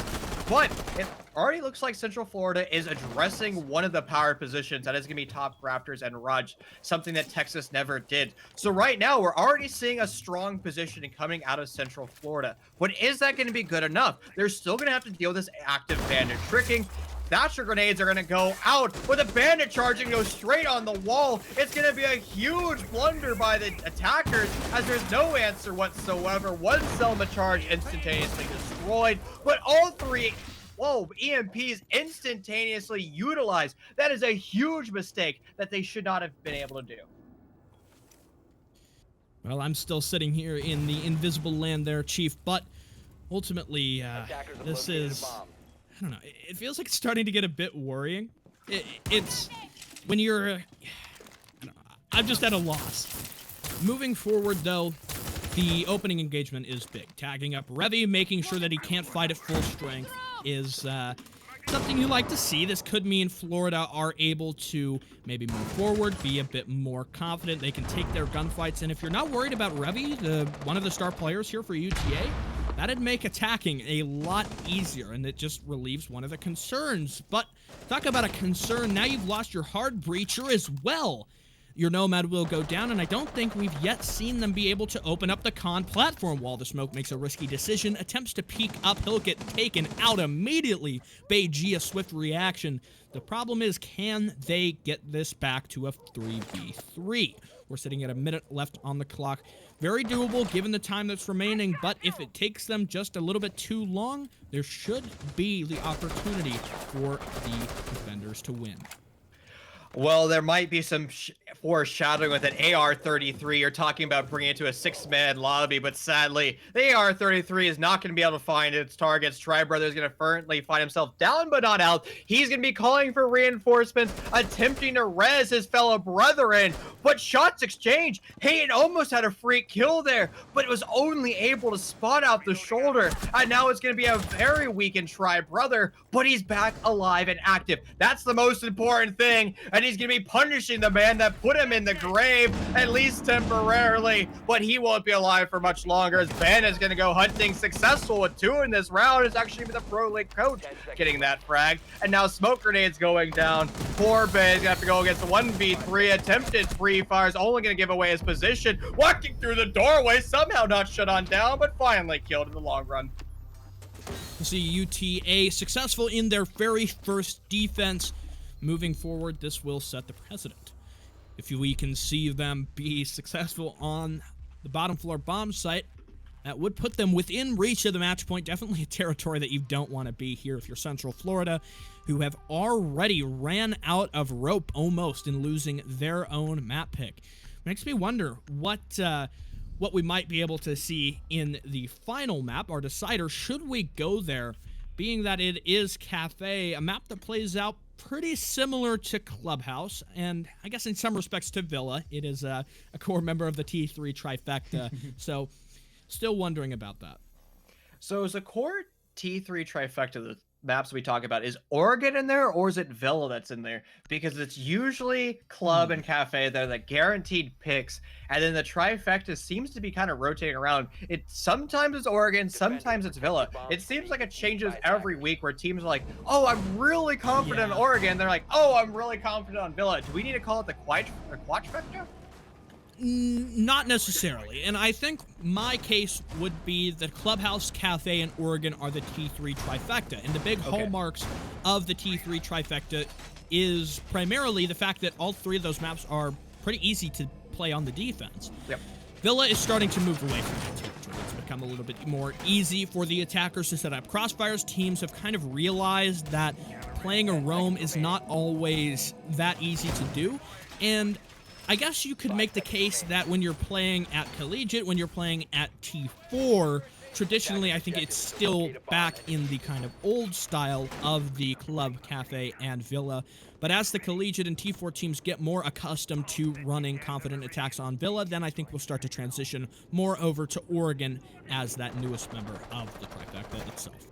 It looks like Revy is allowed to go full tilt with his strategies. We talk about SSG-style derivatives, and this is a perfect example. Look at all the utility and reinforcements that are currently being set up in Bar. Most teams try to roam on that second floor, drop back to the first floor for nothing more than just rotation. But right now, with about 8 reinforcements over there and great positioning and oil, it almost looks like Central Florida is going to have to do a full send rush. And well, they're being baited straight into that for the time being. They're going to find themselves in a very precarious position about 5 seconds, because Ahmad is currently on his belly, trying to do his best snake impression, looking for some free feet and some free kills.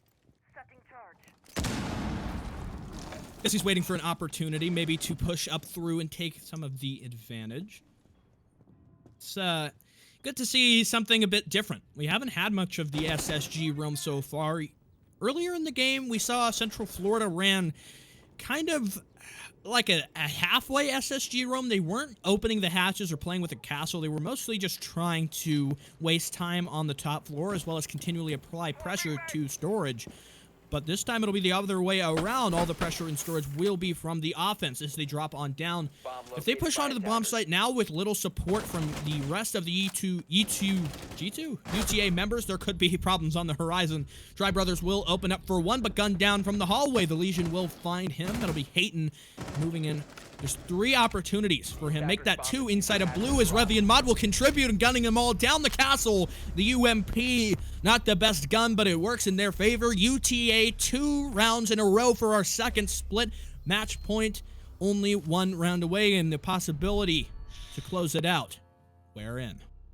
The problem is, if you elect to do a blue hot drop, it has to be a hot drop. You can't be sitting over in Ginny Box and hanging out with your entire 4-man stack because you basically have 4 members of your team set up in a perfect 360-degree crossfire, and it's like shooting fish in a barrel. It was probably some of the easiest kills that Texas has ever received, like we are talking about in map number 1. If you commit to a full send rush, you have to full send rush. You have to try to push through that breach. And remember, it's currently an SMG-11 that is sitting in that position. So 1 player might be shut down, 2 players might be shut down, but you might be able to fully bully your way into that bomb site because there is only 2 members of the defense actively contesting that 1 fatal funnel. And oh no, is that what I think it is? It's a barroom stock! Oh my lord, and a Chichanka to boot? Yes, please!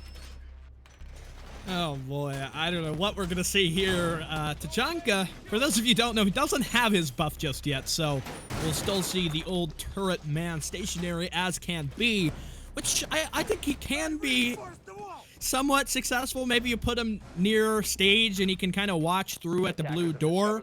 Ultimately, though, it looks like we'll have the turret placed at the window. Here, I honestly, I don't know if that's even going to be used. I wonder if this is more, turret to block the repellent? No, the Tachanka will be using it. It'll break down the window. Tri Brothers could be the one who loses this out, but it seems the Thatcher is somewhat aware of the turret being in this position. Tri Brothers says, well, you got a Tachanka watching that angle, I'm just not going to peek you. And that's a smart play to make. So difficult to take out the Tachanka, especially when it can be very hard hitting. Oh lord, the Tachanka's searching for 1, but nobody's gonna be saying hi to him for the time being. The Lord of Rainbow Six Siege is gonna have to put a sad face temporarily this round as he's gonna be forced to relocate momentarily. And this actually looks like a very strong hold of what is the quaternary bomb site and what is regarded as probably the worst bomb site across all 7 competitive maps. Now, there is vertical destruction currently in the side of Texas over here in Cache. There's an M590 set up in this position to shut down the potential planning scenarios. But have they truly done their due diligence? Do they have a good understanding of where that bomb could be placed down? And right now, Central Florida looks like they're perplexed. They have no idea how to push this. They have control of the Stocks bomb site, but what does that mean? They can't actually put the bomb down because the crossfires the attackers or the defenders set up. There's the first crossfire, and that's going to be the first casualty. One of your best fraggers shut on down for Central Florida,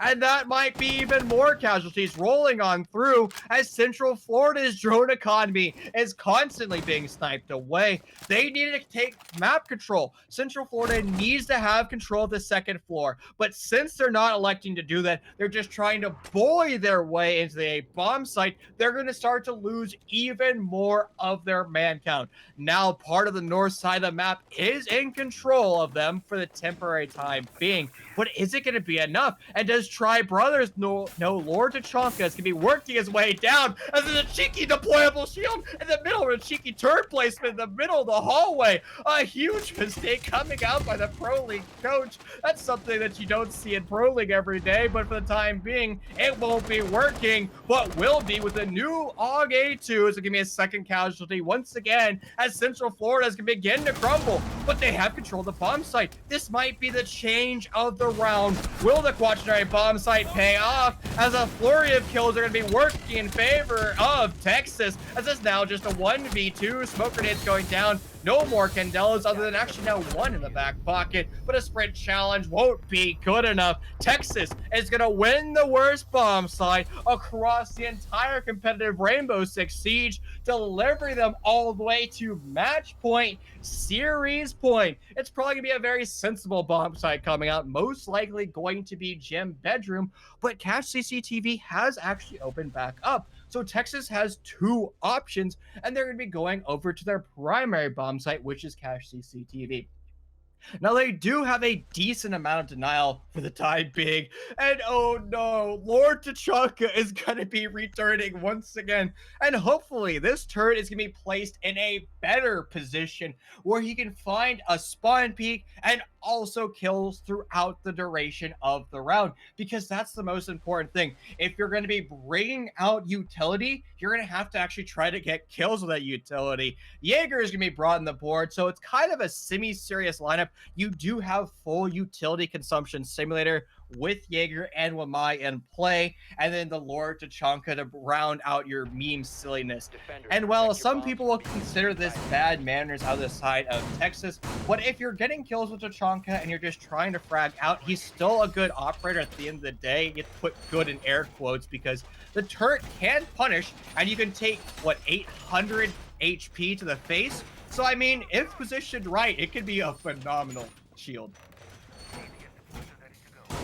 Well, it's, I guess, kind of a gamble for them. You know, bring the Tachanka, you're on match point, you've got the opportunity to close it out here. But, I don't know.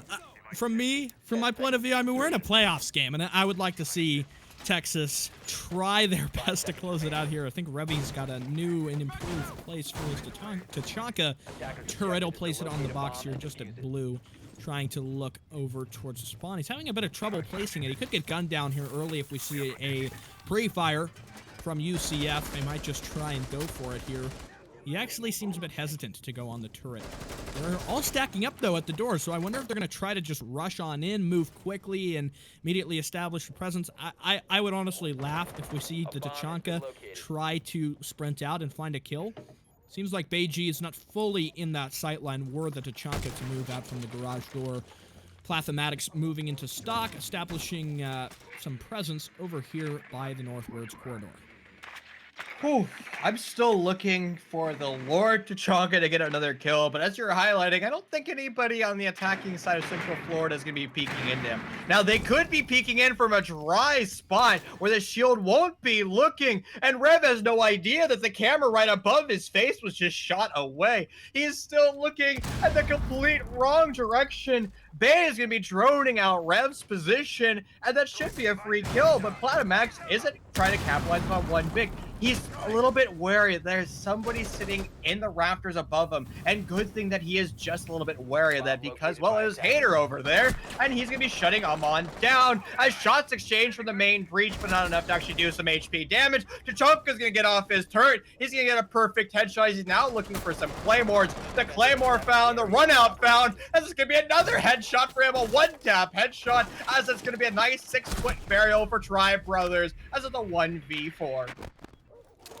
Yeah, there's only so much the Ace can do here with 4 defenders to engage with him, especially the crack shot Revy. He'll be tagged up a little bit, and somebody's actually running out for him. They're going for the kill, though, deciding not to in the final seconds. It'll be Revy.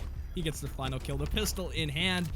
University of Texas at Arlington will secure their spot in the semifinals with a 2-0 victory over the University of Central Florida. Sticula, I just saw a bar stock as well as a Tachanka. I am the happiest camper alive. It's things that you never see, and it's the victory for Tachanka, as he's going to be the top frag for his team. Oh my lord. Things that you don't see every day, but sometimes the banana plays, the things that you don't expect work out brilliantly, right? That's why the SSG style roam actually works out, because you don't expect it to happen. Now, Lord Tachanka and Barstock is about as far away from the SSG style strategic roam as you could be, but nonetheless, it worked for Texas. Well, they had to go to one of the alternate bomb sites here. It wasn't CCTV or church, being that they were locked out, and I guess they just weren't feeling gym today, instead deciding to go for the old bar stock. It's nice to see. You don't get to see it all too often, and I was a bit jealous earlier because I saw bar stock played in one of the RSA games, and I was hoping that I would get to cast a bar stock sooner rather than later, and it only took a couple of hours to see it get played.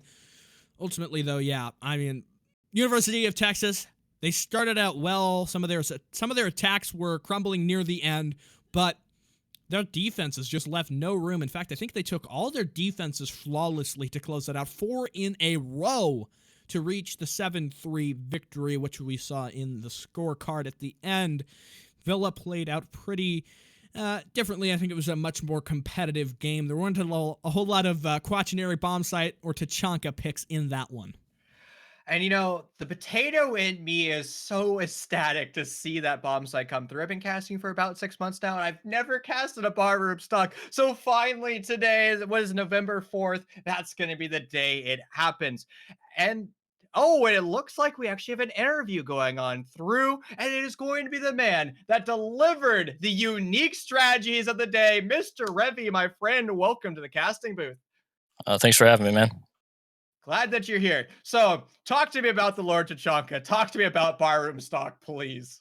Okay, so I told the team, I was like, all right, listen, if we go up like 4-2 or 5-1, then I'll bring out Tachanka Cav, which is a kind of a meme going around on our team. So, and I just decided, I was like, well, you know, screw it. We're supposed to lose that round anyways. Like that's a horrible site to go.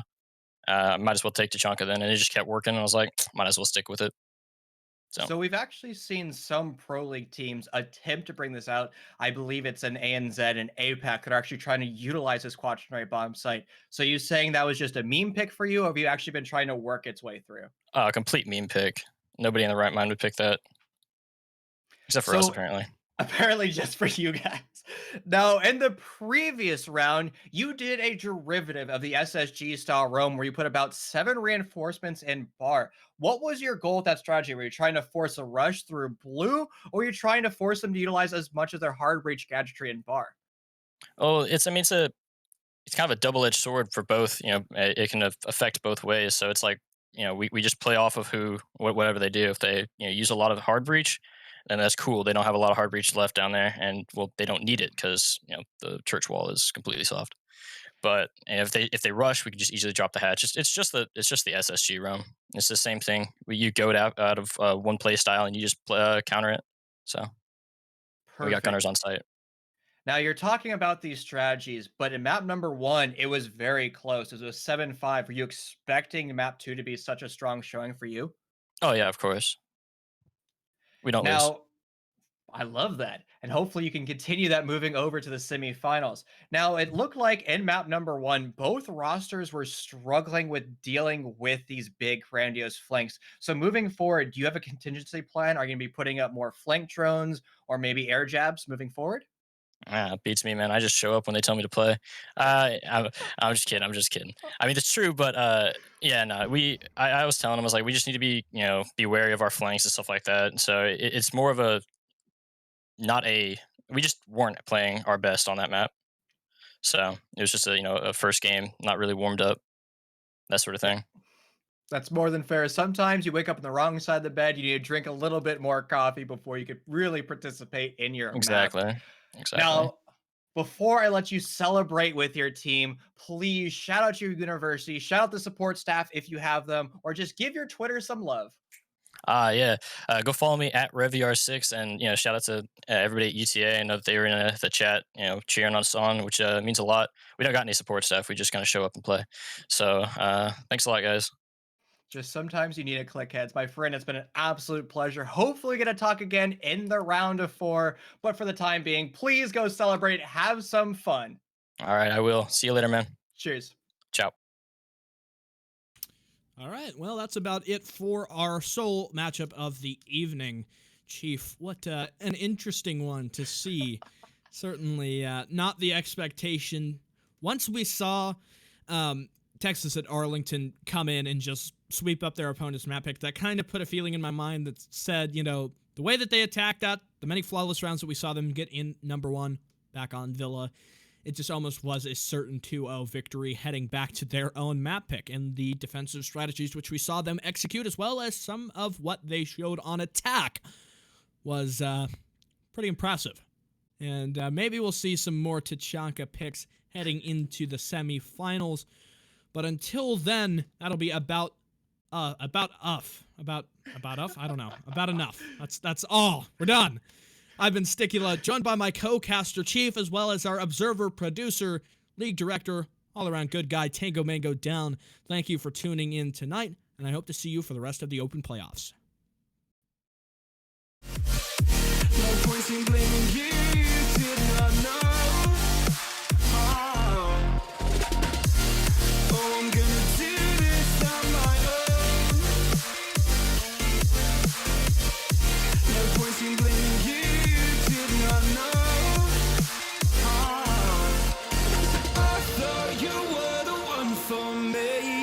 that's why I gave you everything. Held you close by the stormy seas. Oh, you meant the world to me.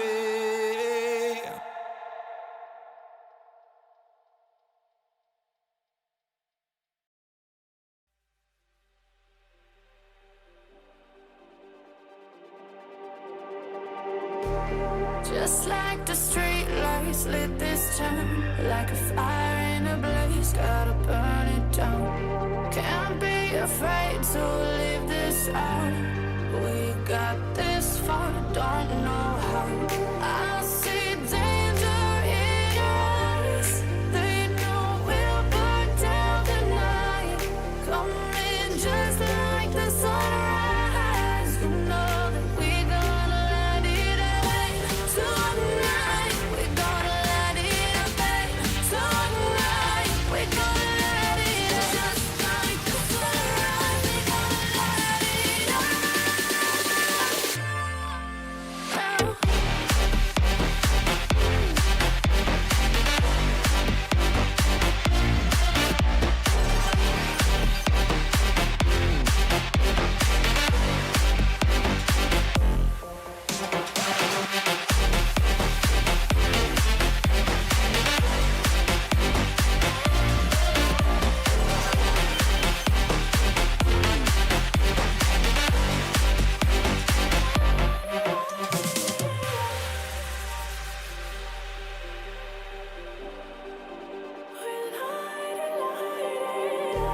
Just like a spark that's breaking out.